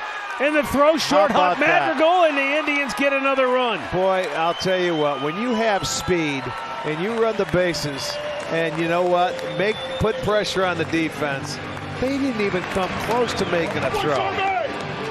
Because Jose, it's an automatic double. When you run hard, that makes Mike Sarbaugh's job that much easier. He didn't stop him. He kept waving him, and they scored without a throw. And that's just great hustle. Now watch Sarbaugh and watch Rosario. Look at him cut the bases. His head is down. He's going all the way. He was waving. That is just great base running right there. I love it. I love to see speed on the bases. You can put so much pressure on the defense, and that makes that man's job a lot easier. Eddie sends one pretty deep center field. Hamilton going back and makes the catch onto the warning track for out number 2.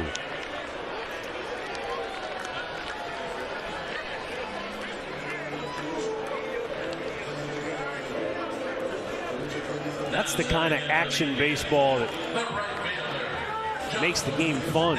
Yeah, it is. Get a ball in the gap. What's going to happen? Is he going to score all the way? And you send him, you know, and 2 good throws, it'll be close with a fast guy.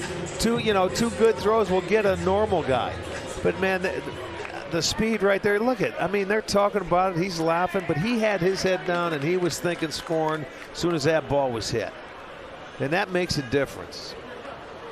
That's exciting. Oh, Josh Naylor had a 98-mile-an-hour fastball. That's action.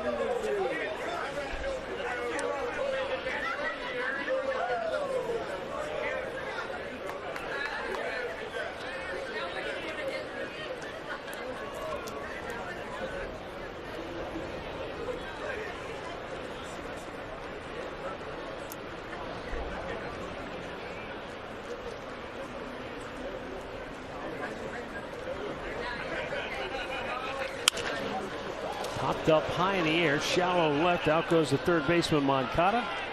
And that will retire the side here in the fourth. But the Indians erupt for 3. Take the lead 6-3. Billy Hamilton's going to lead off here in the 5th. Last time up. Just watch how this unfolds.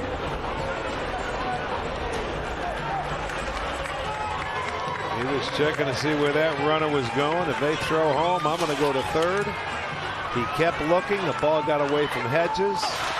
And boy, made it all the way home after dragging his face around the ground to get there. And look, it's scabbing up already.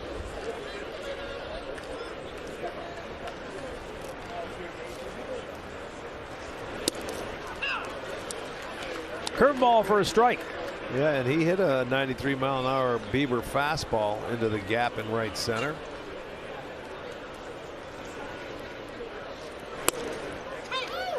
Billy Hamilton was in spring training with Cleveland.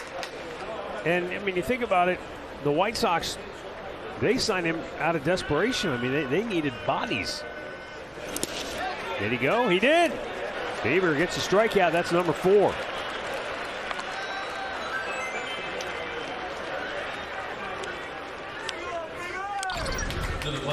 Well, he didn't see a fastball in that at-bat. There you'll see he went. They get the call, so 3 pitches, and Hamilton goes down as a strikeout victim. All curves. You notice that? Yes, indeed. A.J. Hinch, after the last game that Bieber pitched against Detroit, says when he can throw that curve over the plate and down, it takes an incredible discipline to try to lay off of it. He said that was the problem they had. Tim Anderson grounds out. 2 away. Tim Anderson 0 for 3 tonight, 0 for 6. He swung at every first pitch. I was just going to say, do you guys see Henderson as the new wave leadoff hitter? He swings at the first pitch almost every night. Well, if he knows what he's going to get, I mean, he's looking for that fastball. I think the second at bat he swung at a breaking ball that was out of zone, but he put the first one in play and hit it hard, and he did this time. But ground out to second base both times. I don't know if it has anything to do with past at bats, but he came in with a 348 average against Bieber. He knows Bieber's going to try and throw strike 1, so he tries to jump him early. Bieber struck him out in the second at bat, so he doesn't want him to get 2 strikes. He might be the most aggressive leadoff, and I think he's great, but he might be the most aggressive leadoff hitter I've ever seen. You're saying he's not like Ricky?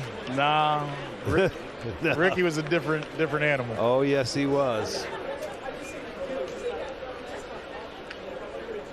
Well, here's the 1-1. I can't remember where Marquise Grissom batted in 1997 in the order, but every time he left the on-deck circle, it was 0-2. I mean, he was swinging up there at everything. hacking. Yeah, he was getting after it.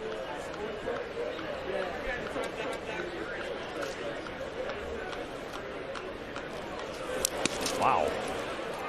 Even Bieber's laughing at that one. That barely made the dirt. It almost hit the grass. We saw one in Detroit hit the grass. Boy, you're right. It just made the dirt. That's like teeing off in golf and not making the ladies' tees. Came back and struck him out, though, so he can laugh all the way to the bank.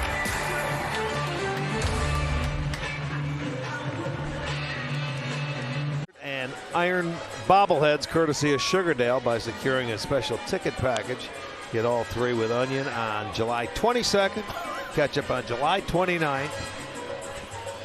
And mustard on August 11th.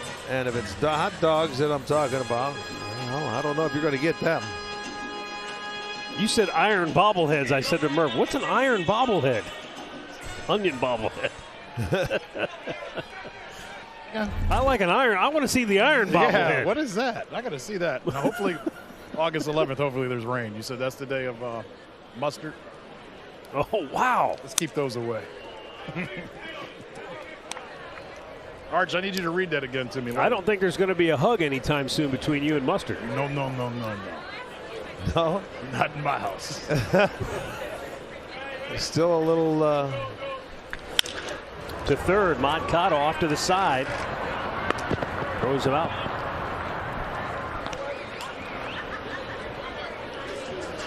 Quick check. Marquise Grissom, 84 games he batted leadoff in 97 for the Indians. Twice he batted seventh, 10 times he batted eighth, 48 times he batted ninth. So Grover did move him around trying to find the right combination, but he had 249 that year, 31 walks, 55 strikeouts when he batted in the leadoff position. Just wasn't really, I don't know if it was the, coming to the new league at that point after spending all that time with the Braves. Probably more than anything, it was you had gotten so used to watching Kenny Lofton that anybody else was going to look different. Yeah, no question about that.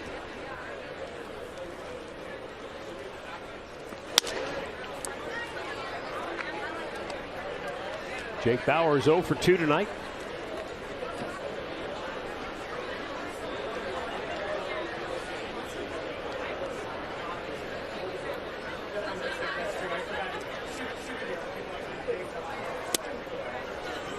It's a good changeup.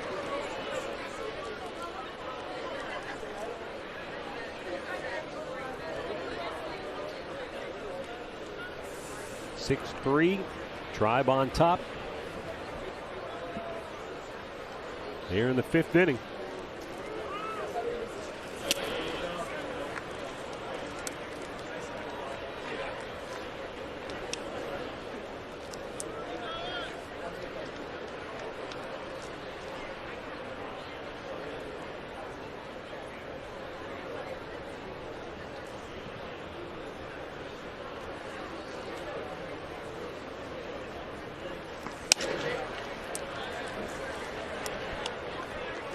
Now full count.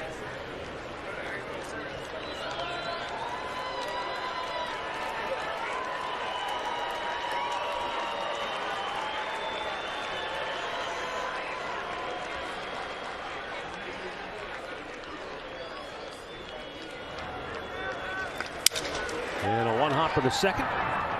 Madrigal throws him out 2 down. Mid-game recap brought to you by your local Toyota dealers. In the 3rd inning, Indians down a run. Big Harold with 2 outs, an RBI single. Drives home Jose Ramirez. Tie the game at 3, and then Austin Hedges unties it with a 2-run homer in the 4th. And Jose Ramirez once again an RBI double, extending the lead, plating Ahmed Rosario all the way from first.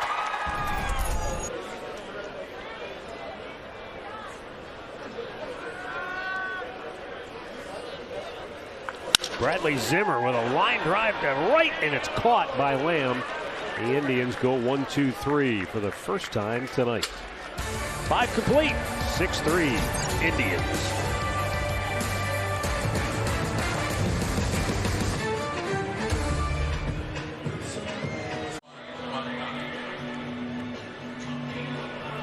Here's one really close to Rick Manning's heart.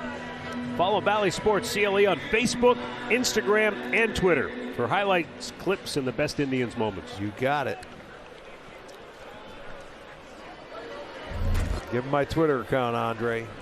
You're the only one that has it. Mean old man. At mean old man.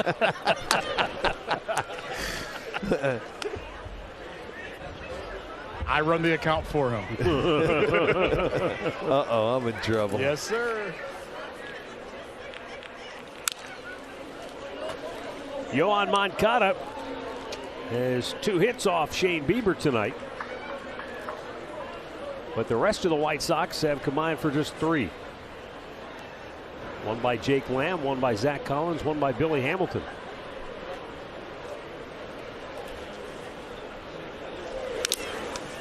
There you go. He's going with that something inside a little bit. And a little harder. He's been able to, a couple of hits today going the other way on breaking balls away.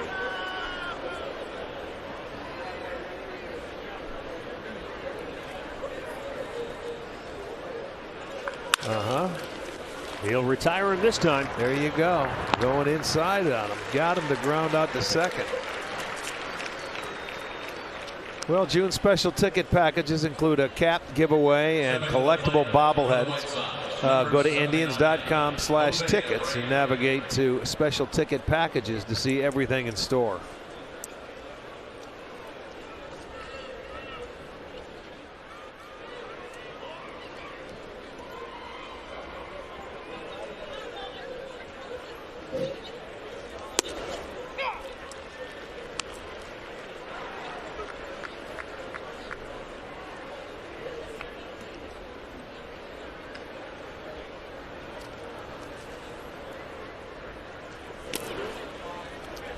Going back to the start of last year's shortened season, the top 7 pitchers who have thrown the most pitches in Major League Baseball, 4 of the top 7 are here tonight. Shane Bieber is numero uno. He's now thrown almost 2,500 pitches. Giolito's got to be in there. Aaron Savali is right behind him. And then Lance Lynn and Lucas Giolito are also on that list. So, I mean, you talk about workhorses. That's exactly what those guys have been and mean to their teams. And will continue to be if they stay healthy.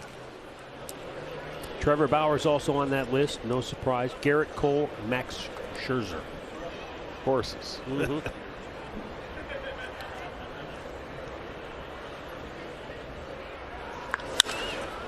Mercedes, high fly ball, left field deep.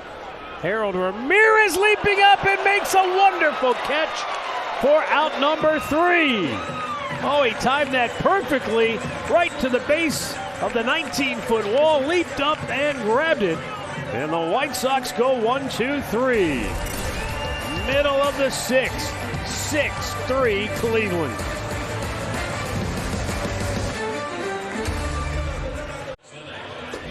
Austin Hedges is going to lead off. Last time up with a man on base. There's a slider out of the zone, swing and a miss. That was a slider for a strike, swung and missed. Hung it, and that one ends up on the porch. Yeah, a lot of Cease's off-speed pitches up in the zone today, and the Indians have taken advantage of it. They have 9 hits in the ball game.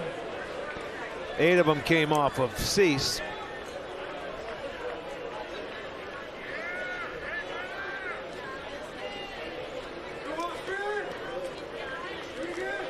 So Andre, he felt bad after that Yankee start. That was just 2 starts ago. He's going to feel bad again after tonight's. Well, it's a part of him maturing and trying to figure out how everything works. Oh, yeah. He has the stuff, though. And to me, I don't know if you guys, I used to just think of him as a guy that just threw fastballs and changeups. It looks like he's trying to develop the other pitches, but he got 96 in the tank. Oh, what a play by Ryan Burr. Ironsides off the mound. His knee. Check his knee when we see the replay. It wasn't good. Well, that's a big man. He went for a dive. He made a beautiful play. He was twisted up. He might have knocked the wind out of himself. You know, you come down, you make that catch. Look at it. It might have landed wrong. He's just looking for some oxygen right now.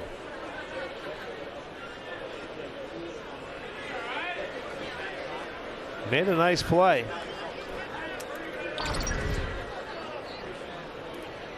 He popped it up, and here it comes. Let's see if he lands on anything. It's just, yeah, might have knocked the wind out of himself.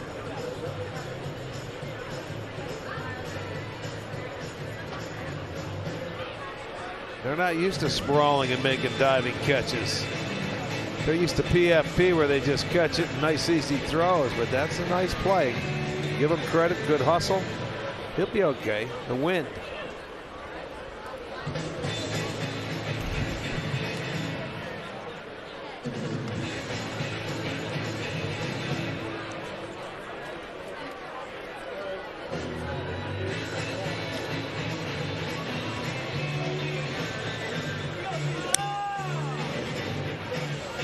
Tell you what, looks like he's still feeling it.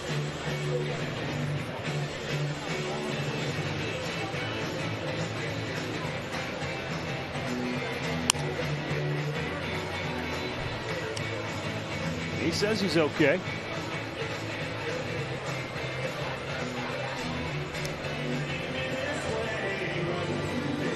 They're not convinced. Well, he better do a better job of convincing him or he's going to be out of the ball game. I think he's got to go. I mean, he keeps pushing on that area where he landed. So obviously there's something going on there. Let's go. I heard him say, let's go. He's fine. Surprisingly, they're going to let him stay in there. See, he keeps. Yeah. Hey.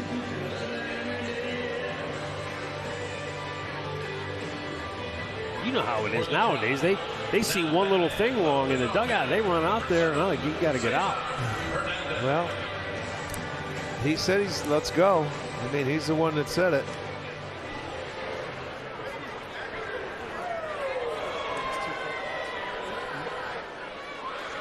Case dismissed. Yeah. Cesar fouls one off the mask of catcher Zach Collins. He's 1 for 3 tonight.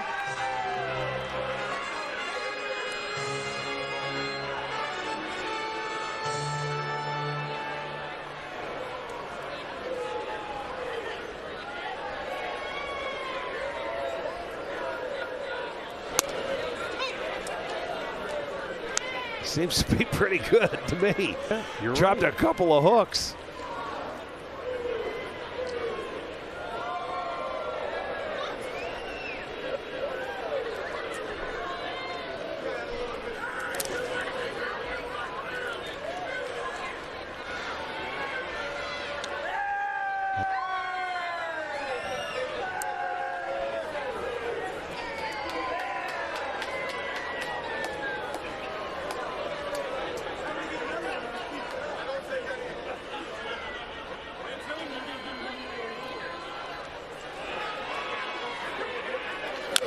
Fouled off of his foot.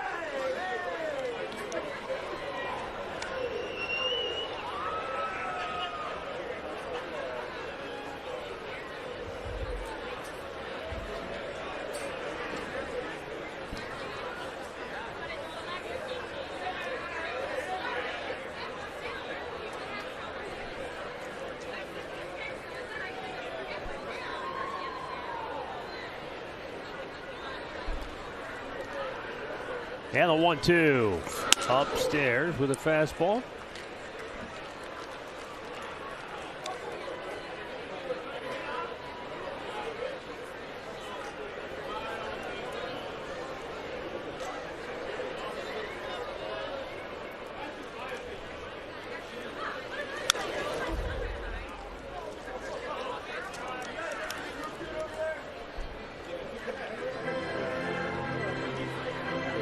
These two teams scheduled to finish the series tomorrow with the day games. Though at the moment, the weather tomorrow looks rather iffy. Yeah, it sure does. 2-2 is fouled out of play again.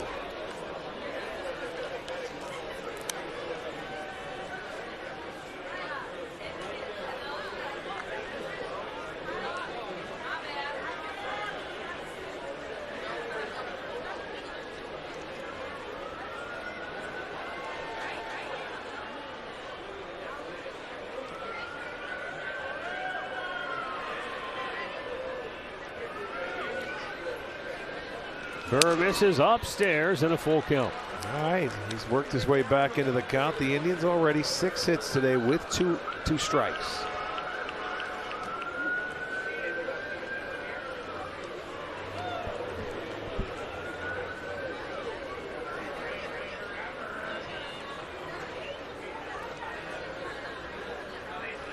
Swing and a miss, got him. 2 down. Stepping in now for the drop, shortstop, Rosario. Well, he comes back with that breaking ball that he threw. Hernandez quite a few, and this time he comes up empty.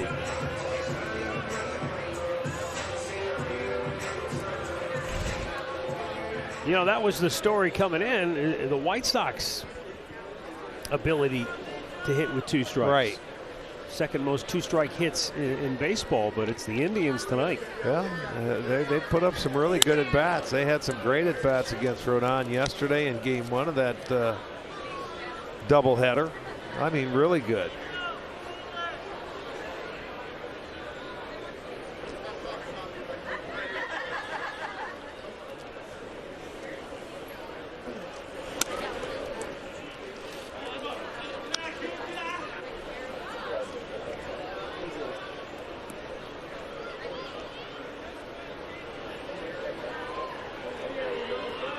Rosario singled, stole a base, scored in the first. He walked and then came flying home on the Jose Ramirez double in the 4th.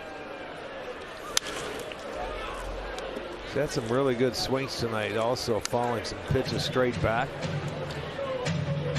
He's starting to lock it in offensively. Yeah. I mean, he's hitting the ball hard. His outs, even if he makes an out, they're pretty hard hit as well. He batted .307 in the month of May. 10 runs batted in. Yeah, he's settled in now. He's playing shortstop. That's a good pitch. You know, I don't think he has to worry about playing the outfield or something that he's not used to doing. I think he can commit to just getting back and being the hitter that he is. You know, he's not going to be the greatest shortstop in the world, but he can certainly handle himself.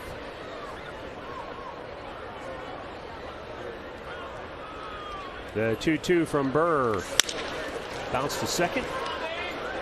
And the Indians go 1-2-3. We go to the 7th, 6-3 Cleveland. By KeyBank. KeyBank opens doors. And by Cleveland Clinic, celebrating 100 years of healthcare.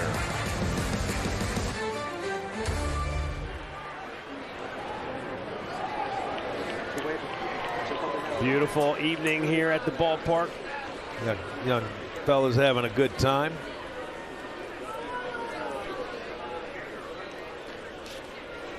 Jake Lamb leading off the 7th for Chicago.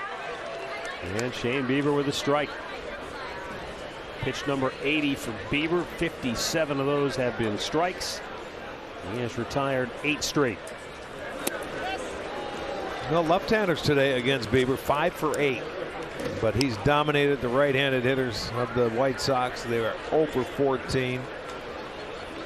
51 pitches, 37 strikes at 73%. So he's really dominated the righties. And that's what you say when you're facing a guy like Bieber. The righties go, come on, you left-handers, get him out of there. So we have a chance. But they've done a good job against him. Although there is, out of the 5 hits, 4 singles and the 1 double. And that was the Hamilton that drove in the 2 runs. And then him scoring back in the second. But he's reeled it in. A couple of hits since that inning.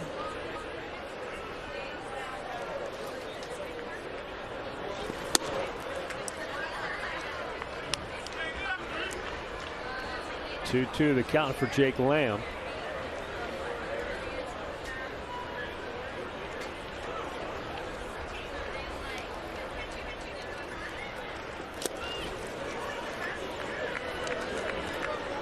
Lamb has had a couple of good at-bats. He walked, he laid off a lot of pitches from Shane in his first at-bat, and then he got the single. Pulled it into right field in his second one. And here he is in his third, and he's got a full count.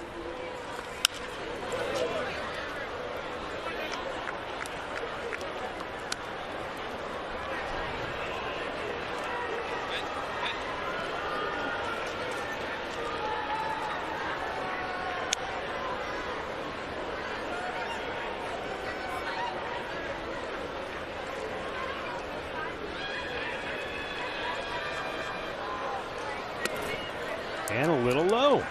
He's walked him for the second time tonight. And we'll walk on over to Al Pulaski with the Ganley Subaru game break. All right, Matt. Rick, let's take a look at the Toronto Blue Jays. We saw them this weekend. They hit the baseball pretty well. I'm a Vlad Guerrero. Yeah, they're still hitting the ball pretty well. Home run number 17 on the year. That leads Major League Baseball. Blue Jays lead the Marlins 3-0. Bottom of the fourth inning. Yeah, they're back in Buffalo, huh? Yeah, not far from your old stomping grounds. Not at all. They were looking forward to finally get a home. They're out of Florida. Andrew Vaughn 0 for 2, grounded into a double play his last time up.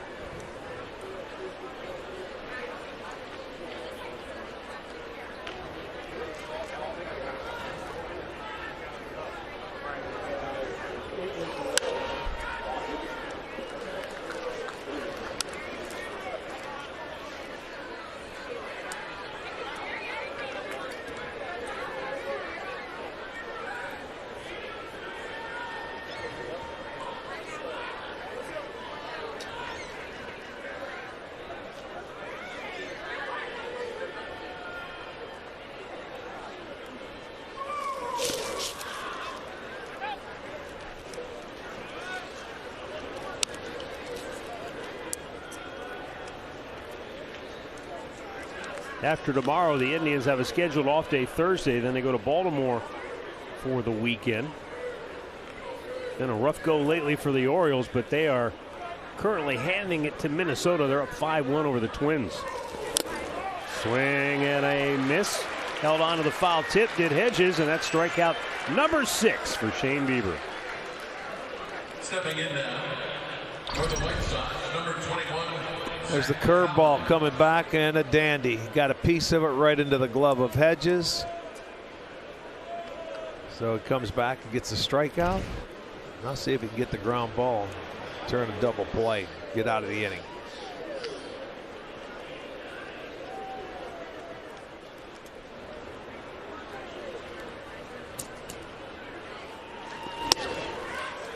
Change up right there. That was a good pitch. That's the one you want him to roll over on. Has a little sink action, but that was just a nasty pitch at paint on the outside corner.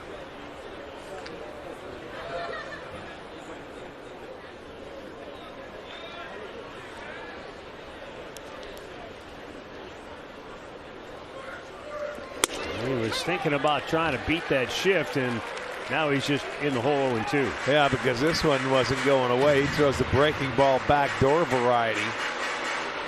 Comes on the outside corner. 2 great pitches.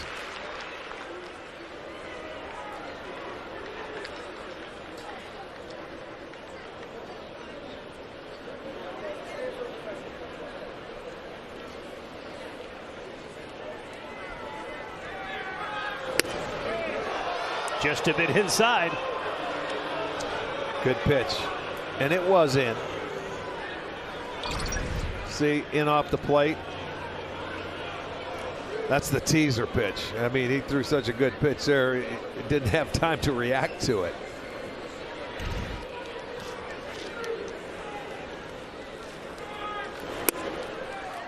Down low.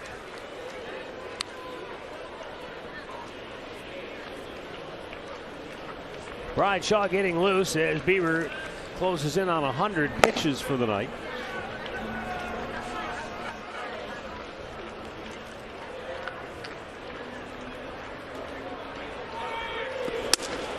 Just missing outside. I tell you what, Collins, I give him credit. Yes. He's able to lay off some really borderline pitches. He threw 2 great pitches to get ahead 0-2, and now it's back to a full count. He wouldn't offer at any of those offerings that were just off the dish.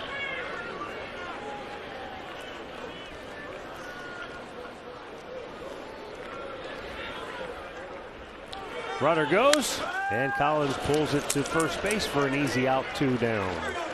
Lamb moves in the scoring position.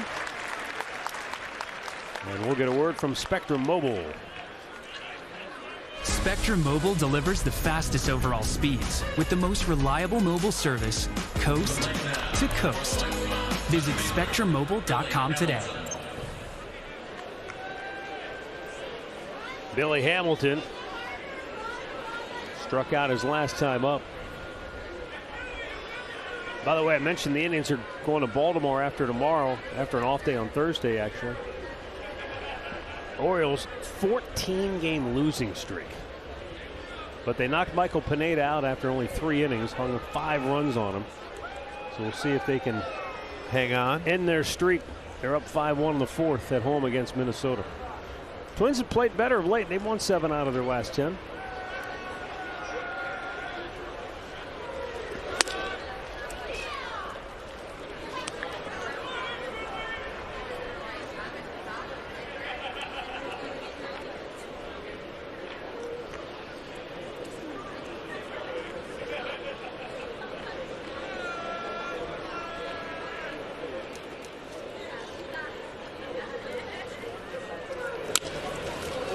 Indians jumped out to a 2-0 lead in the first inning, and then Billy Hamilton put Chicago on top in the second.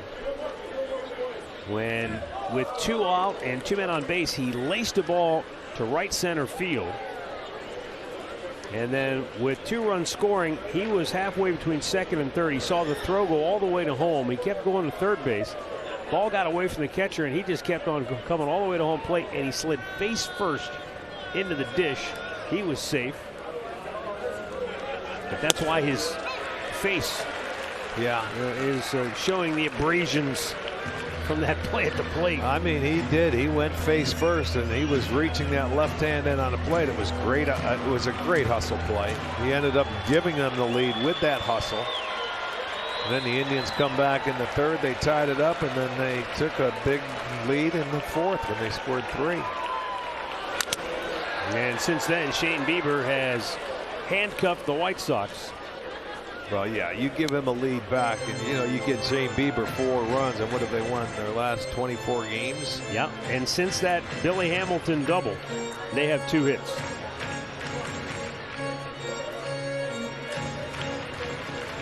And Bieber trying to power his way through the 7th inning.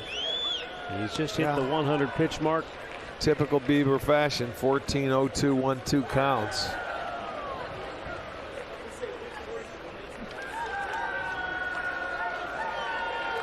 And a pop back out of play. Get one more look at the slide coming in from Billy Hamilton at home plate. Look at, bam, the face goes down, but his hand hit the plate. You could tell that hurt. That's a burn.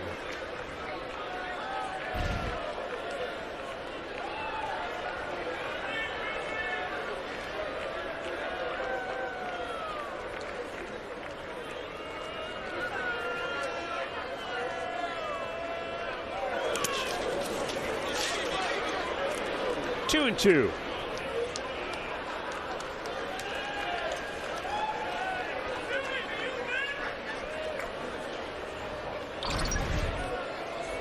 Yeah, Austin ended up, he didn't know where the ball went. He was looking for it. He jumped up to go behind, and then all of a sudden he didn't see it, so he looked out in front and found it.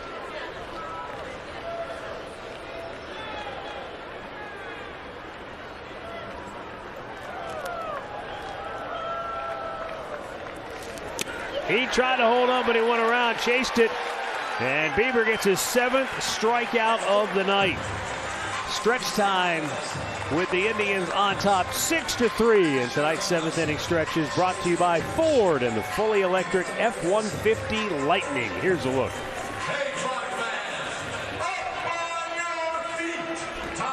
Ford Motor Company, built Ford proud.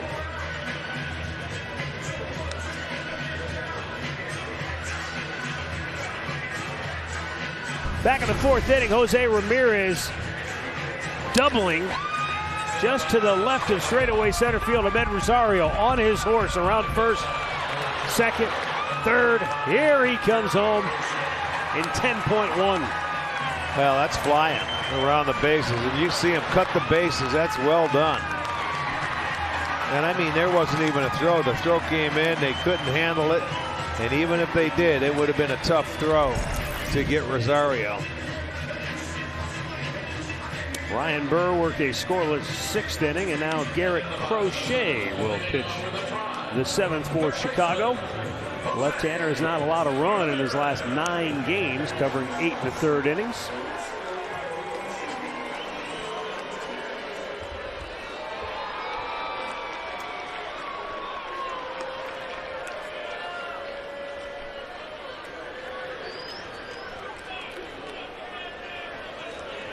Ramirez leading off 2 doubles tonight. And there's a ball spanked to left, but right into the tracks of Andrew Vaughn for out number 1. And so that'll bring up Eddie Rosario.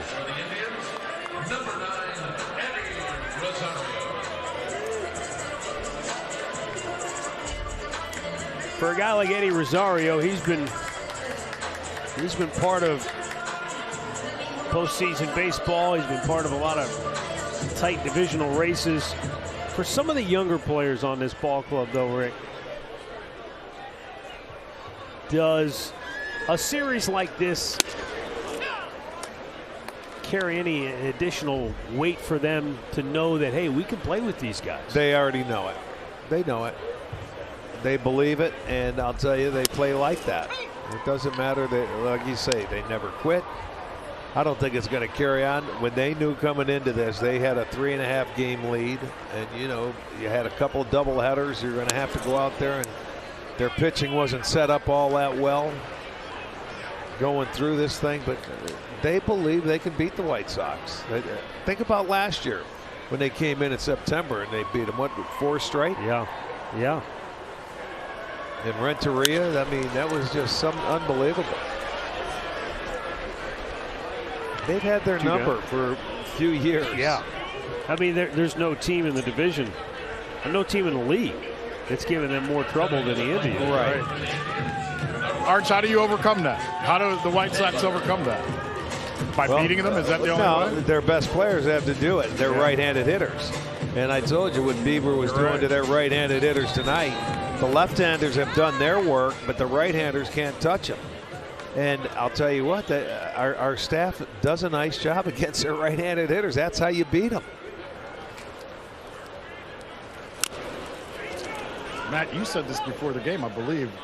Every game has gone back and forth, right? Win, loss. So that's been a back. Nobody's won consecutive games. Indians are trying to do it today. And the Indians, since 2018 anyway, have handed Chicago more losses in the division than anybody else. Right. Twins, Tigers, Royals. So this is interesting. Abreu is there to make the grab. And the side is retired. 7 in the book, 6-3 Cleveland. Telecast is presented by authority of the Cleveland Indians and may not be reproduced or retransmitted in any form. And the accounts and descriptions of this game may not be disseminated without the express written consent of the Cleveland Indians.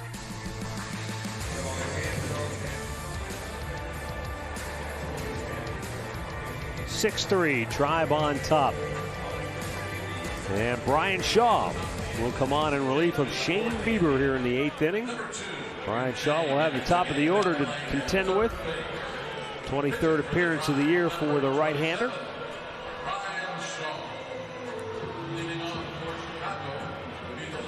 Yu Chang taking over third base for Jose Ramirez.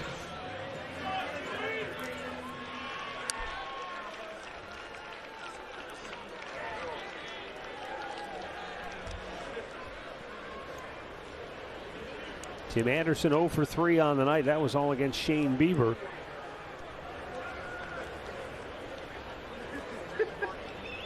Yeah, after the Indians got the lead in the 4th. Chicago hitters 0 for 9. He shut him down.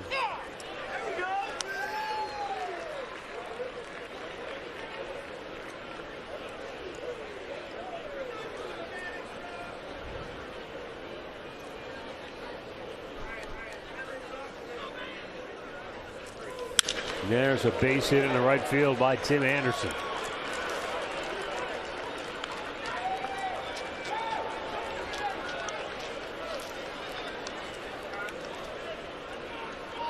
Boy, that one right there, he stayed on beautifully, and that's that little cutter away, and he stayed on it, and I mean hit a line drive. Look, see how deep he let it get into that zone and just takes it the other way. That's his specialty there. Likes to go the other way on that fastball. Now Nick Madrigal, 0 for 3 tonight.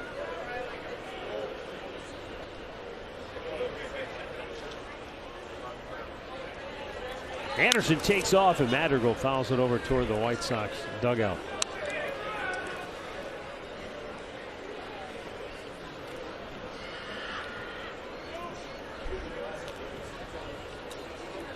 Nick Madrigal, .353 average in his previous 14 games coming in, but the Indians have held him just 1 out of 9.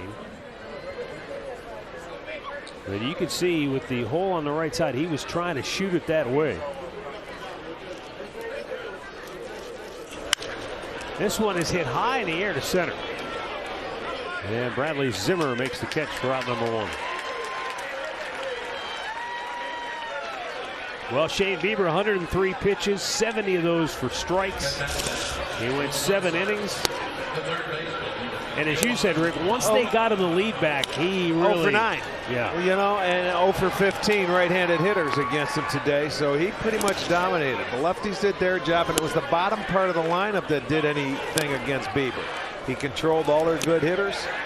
Well, like I said, when he gets the lead, see you later. He's not going to let him back in the ball game, and he did not.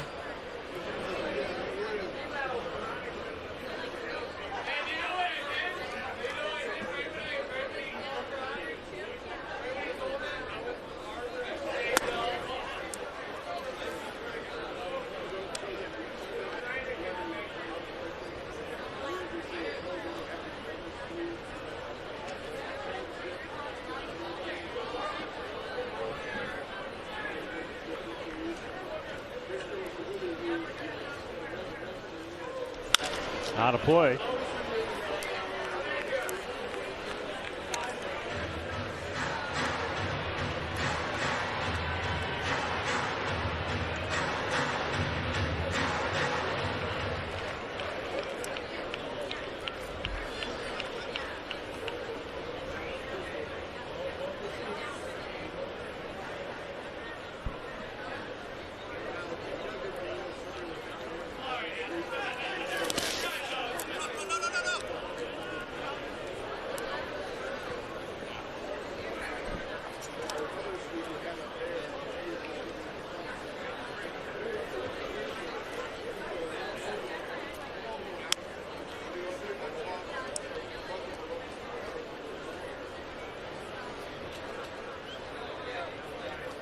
Yohan Moncada singled in the first, singled in the third, and then hit a ground ball to second base for an out in the 6th.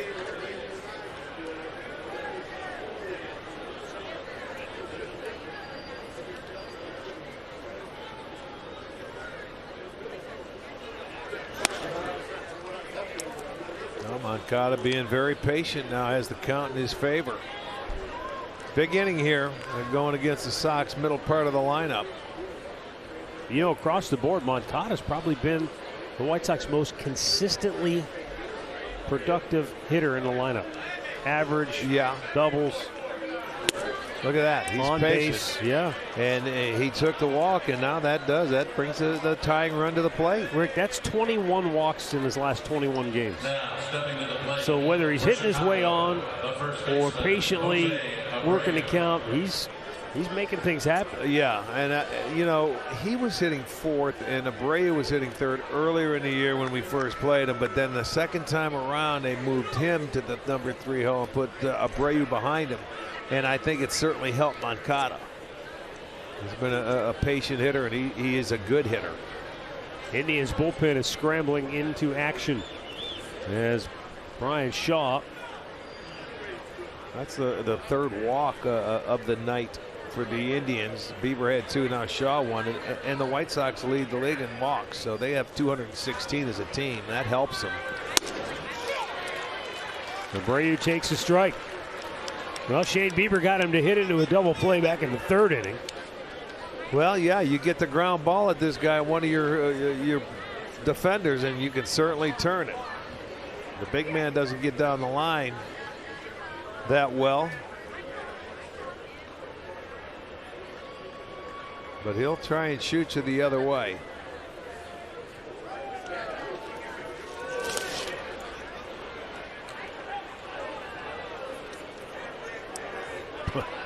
This is where Hedges earns his money, doesn't he? When our bullpen come out there and they bounce a lot, and the breaking ball's in the dirt. With guys on base, you've got to really just put a body on it, man. You know, and it's every bullpen nowadays. Every guy that comes out is throwing mid to upper 90s, and they've got either a nasty split change or some kind of wipeout slider.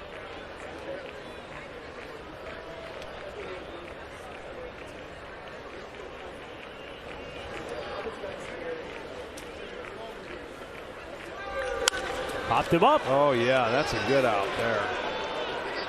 Cesar says, get out of my way. I'll take it. He does. 2 down.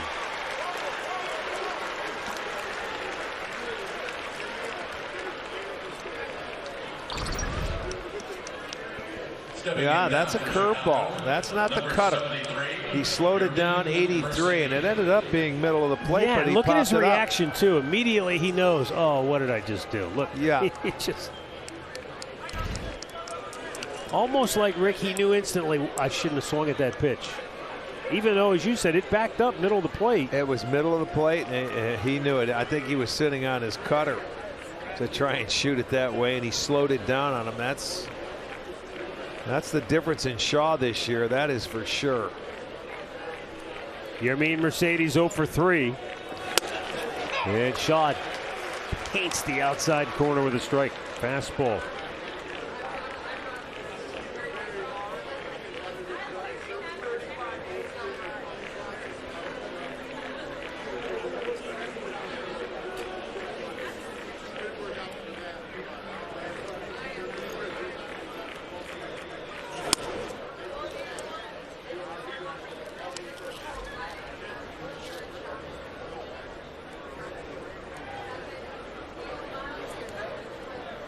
Eighth inning, tying run at the plate for Chicago.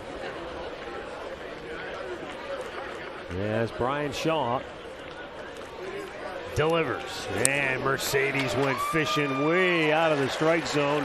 And it's 1-2. You know, it's tough to hit pitches out of the strike zone and get base hits. Very tough. And you see him swinging at a lot of them that are very unhittable.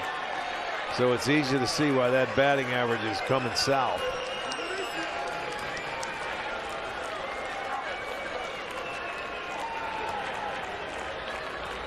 Shaw ready with the 1-2. Out of play.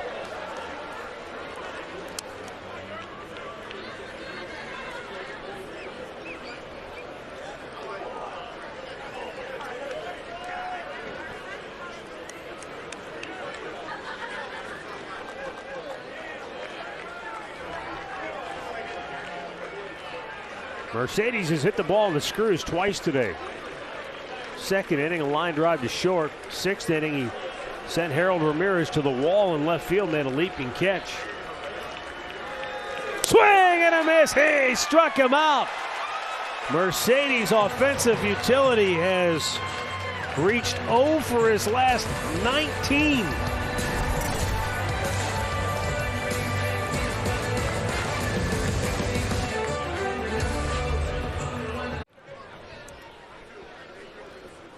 (6-3) Tribe on top. Harold Ramirez leading off. Garrett Crochet throws a fastball, actually a changeup down and away. Hard to see throws. Yeah, sometimes right. You don't know the difference. Check out Harold's pants. Blowout. He got a blowout. Man plays hard, right? So the Bat Boys were trying to get him a new pair of pants, but he didn't have a pair that fit just right. Didn't want to wear shorter pants because, you know, he didn't have the socks to go along with that, right?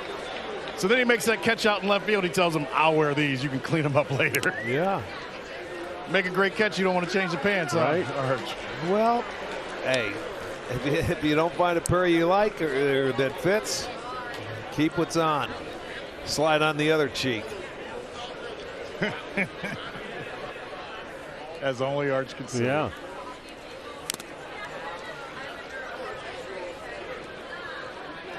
You I believe it was when he stole second base. Yeah, you go in there, and there you go. You see, he gets down there, and he slides for a while, and there's a tear right there. Oh, he almost came up, but he never had the ball. And then I want to say in the Crochet. Watch it. One down. Now, in your day, would you have a couple of pair of pants, a backup pair, or would you just? Well, you'd wear it that day. They'd have to send it out later. You get it stitched up? Yeah. You know, and you'd go all year. You might have 2 pair of pants, but they'd be stitched up. They look like they were worn, torn, and tattered.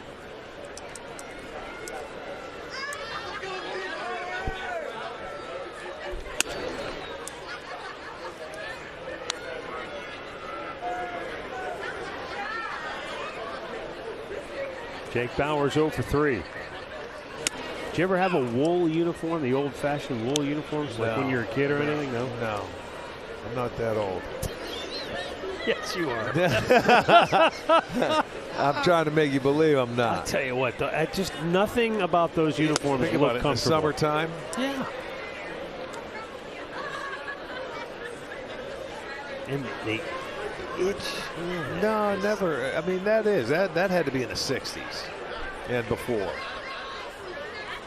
Well, I mean, Bauer strikes out 2 down. Everybody always talks about, what is it, polyester? Was that? Yeah. That's when the uniforms were made out of, right? That was the new material. Right. That didn't come around until the 70s, right? Yeah. And that's when everything really exploded, colorful. You know, you guys went with the red. The Padres had the yellow, and you know all the different There colors. were all colors. Everybody had different colors. It was crazy. But they didn't have the button down. They were just pullovers. Pullovers, yeah. A lot of them. So let me ask you there. Did you prefer the pullover or the button down? What do you like better? It didn't matter. I don't know. I never had the button down, I don't think. It was always pullovers. Goes foul. Matt, it's almost 9 o'clock. He can't remember or do anything now. You would have asked him at 6. We didn't have button downs. It was always pullovers. Never had the button down. No. So. You never had a button-down jersey? No. Do you remember when button-down jerseys started or when they came around? No, but you should. I don't. I really don't. I never had button downs. Well, the pullovers were definitely, other than the Yankees and the Red Sox, I think everybody else wore pullovers, 70s, 80s, and then, you know, you think back to maybe the early 90s, maybe. I think they started 90s. coming back when they started going back to the traditional uniforms and everything. And I think I was out of baseball when they started to come back with the button downs. I like them. I think they look great. Yeah, I do too. It's weird because, you know, you grew up with the pullovers. You just didn't look out of place. Now when I see them, I'm like, ooh. The retro. Yeah. Now you see them old style. Yeah. And people like them. Indians go in order. That's a pretty good job of the Sox bullpen.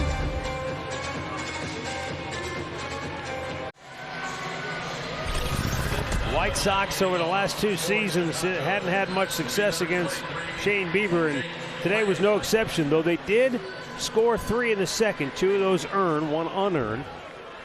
But the Indians came back for Shane Bieber. They got the offense rolling. Big home run by Austin Hedges. Jose Ramirez, an RBI double, and they've won 24 straight when they've scored 4 or more for Shane Bieber. James Karinchak will try to close it out. First ball swinging, Jake Lamb. Boy, he's had a day. Yeah, he really has. He's looked good in every at-bat. He's walked twice, and now he has singled twice.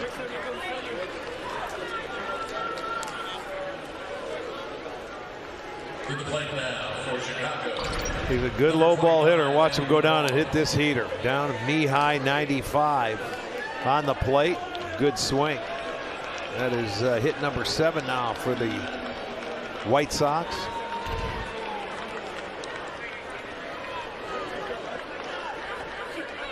Andrew Vaughn 0 for 3. He struck out twice and hit into a double play.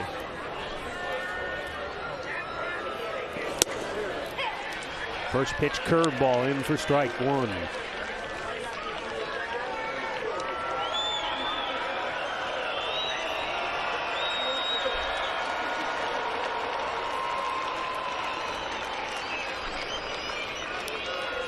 Oh man, way out in front of the plate.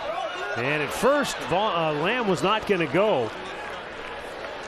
But when he saw how far the ball had trickled away, he decided, oh, I can get there. Yeah, that's one where you don't really get a good read on it when it goes off, but that was away by far. It deflected off that chest, but you have to make sure when you're down 3 runs. And watch him hesitate. No, I don't think so. Oh, yeah, I picked it back up. I can cruise into second base.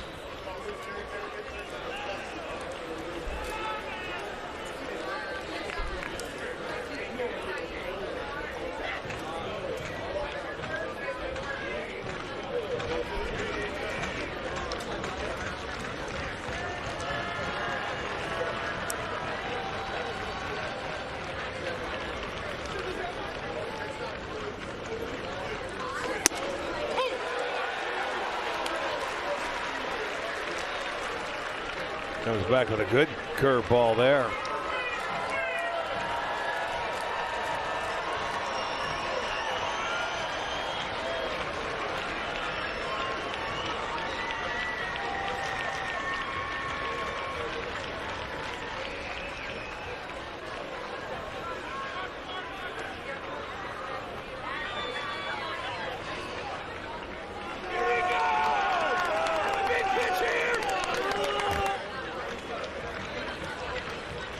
The 1-2.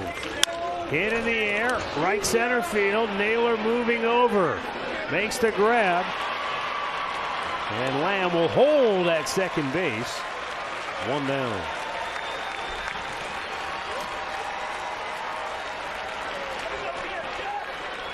Up comes Zach Collins. For Chicago, catcher Zach Collins.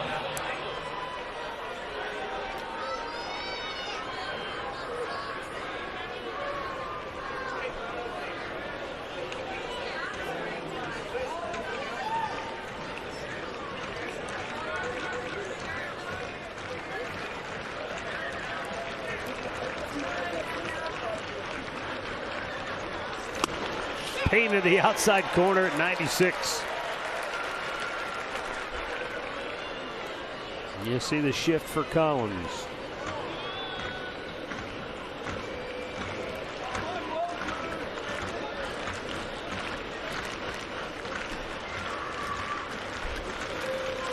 Oh, yeah. Down and in with a beautiful curveball. 0-2.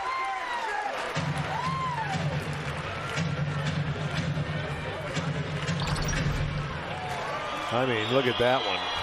Straight down at 84, and after going good heater away, just tied him up.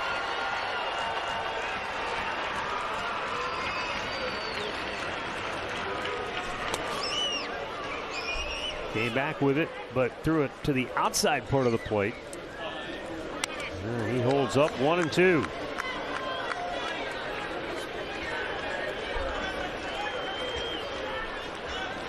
The White Sox on the year have done a nice job hitting with runners in scoring position.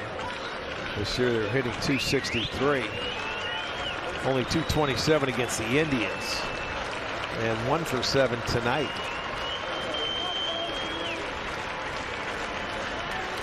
Runner goes for third. Broken bat, base hit. Going to get a run home. Lamb will score. And the White Sox will bring the tying run to the plate. Broke his bat. Threw another spinner up there, and he was able to get to it. Went out and hit a really good pitch. For Chicago, They get a pinch hitter as Adam Eaton will hit for Billy Hamilton.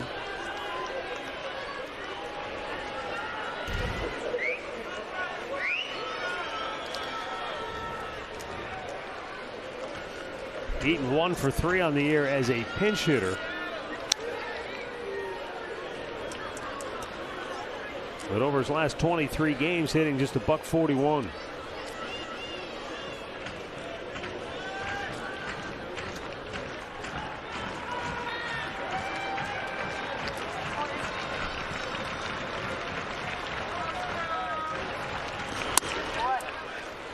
Eaton was the villain yesterday in game 1 of the doubleheader in extra innings. He hit a 2-out, 2-run homer off Karinchak, which proved too much for the Indians to overcome in their last at bat.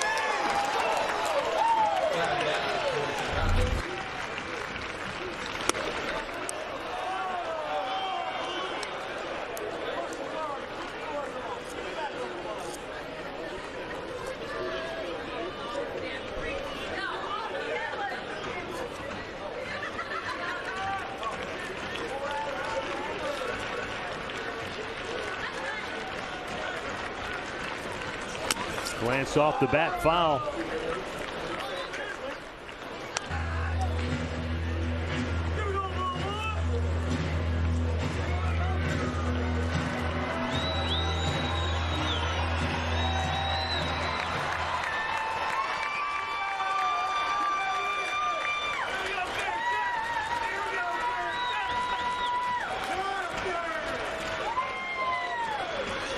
Blew it by him.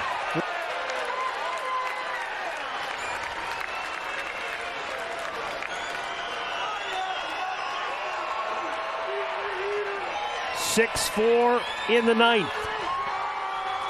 Eaton the tying run at the plate. Karinchak says, I'm bringing the heater.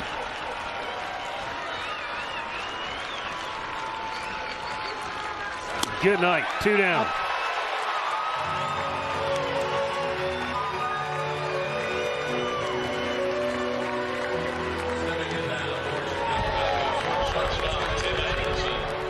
Well, he came back and he throws the heat. Now look at this. Terrible swing.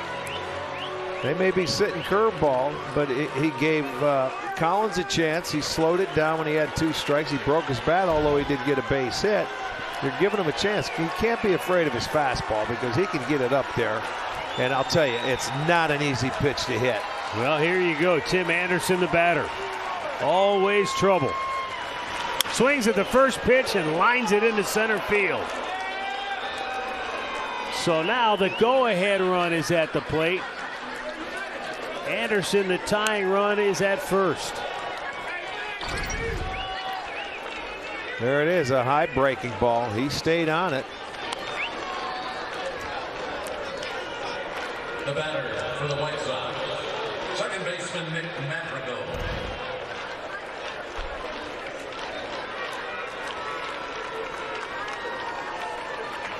Nick Madrigal will be the batter, 0 for 4.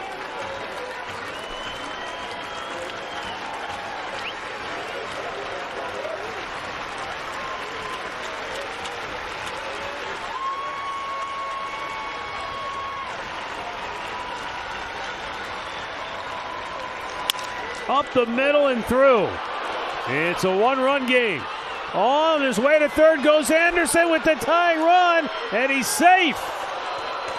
And now the go-ahead run is in the scoring position as Madrigal just followed him right on in there.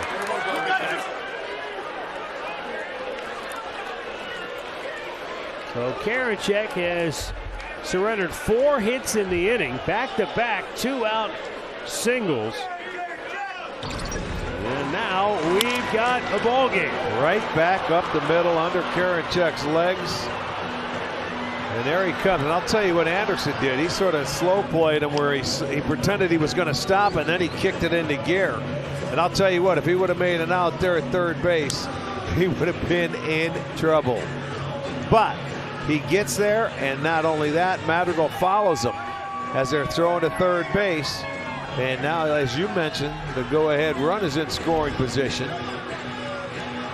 So Chicago mounting a rally. And Yohan Moncada is the batter. He's already has 2 hits on the night. 2 for 3. Walked his last time up.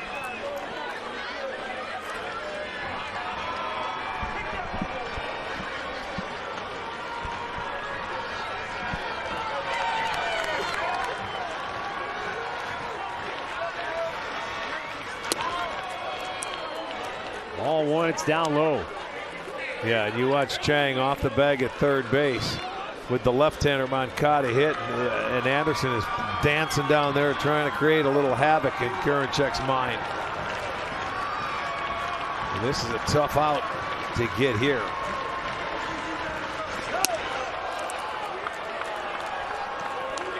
We saw he was patient in his last at bat. He walked.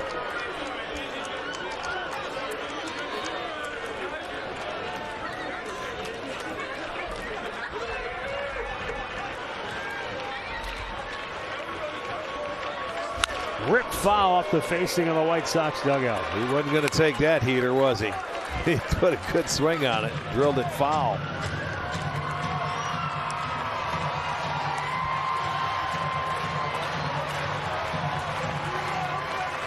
Indians bullpen still quiet.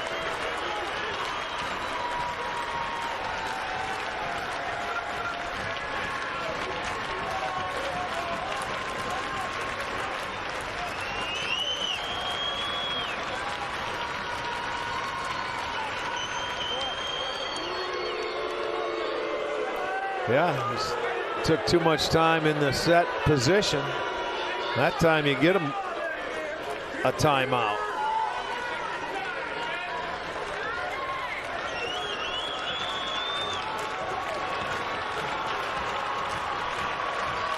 Now the 2-1.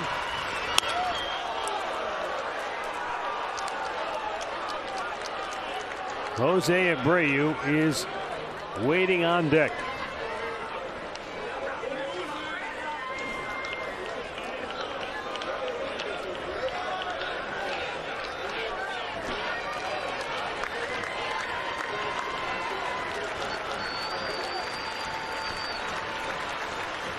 Karinchak hanging by a thread. Fouled back, full count.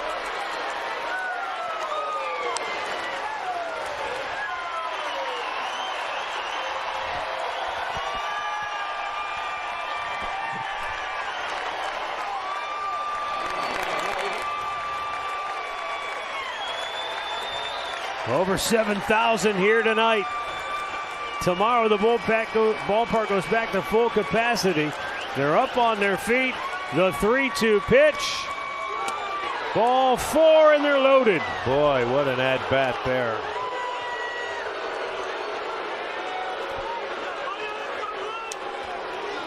He laid off of it. In his last 2 at-bats, he had a very good eye at the plate and another walk. Now there's no room for anything or anybody.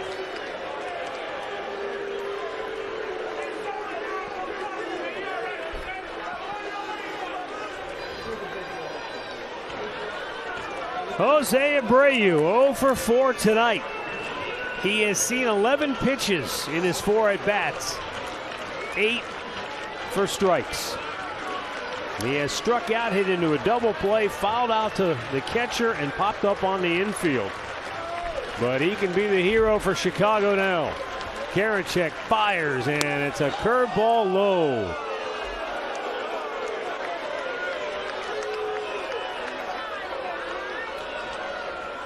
Emmanuel Clase just now getting loose. Karinchak. Can he hang on? He needs 1 out.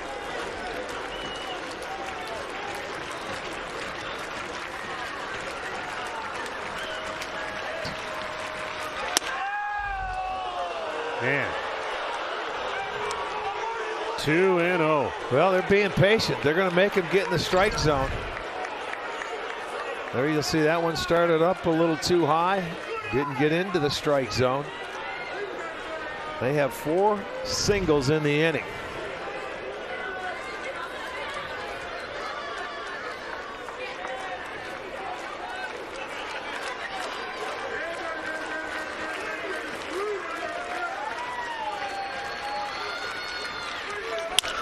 Ground ball to short.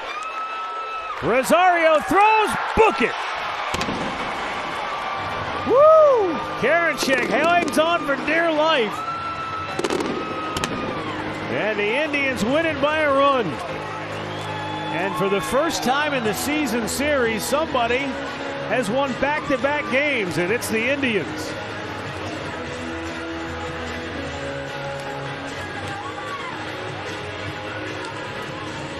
Shane Bieber, the winner, he's 6-3. The save by the skin of his teeth goes to James Karinchak, and that'll be his 7th.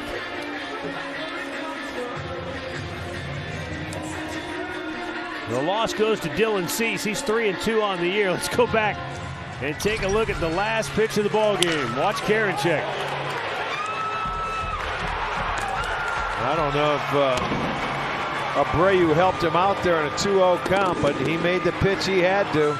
He got him to swing at it, put it in play, and they were able to put it away.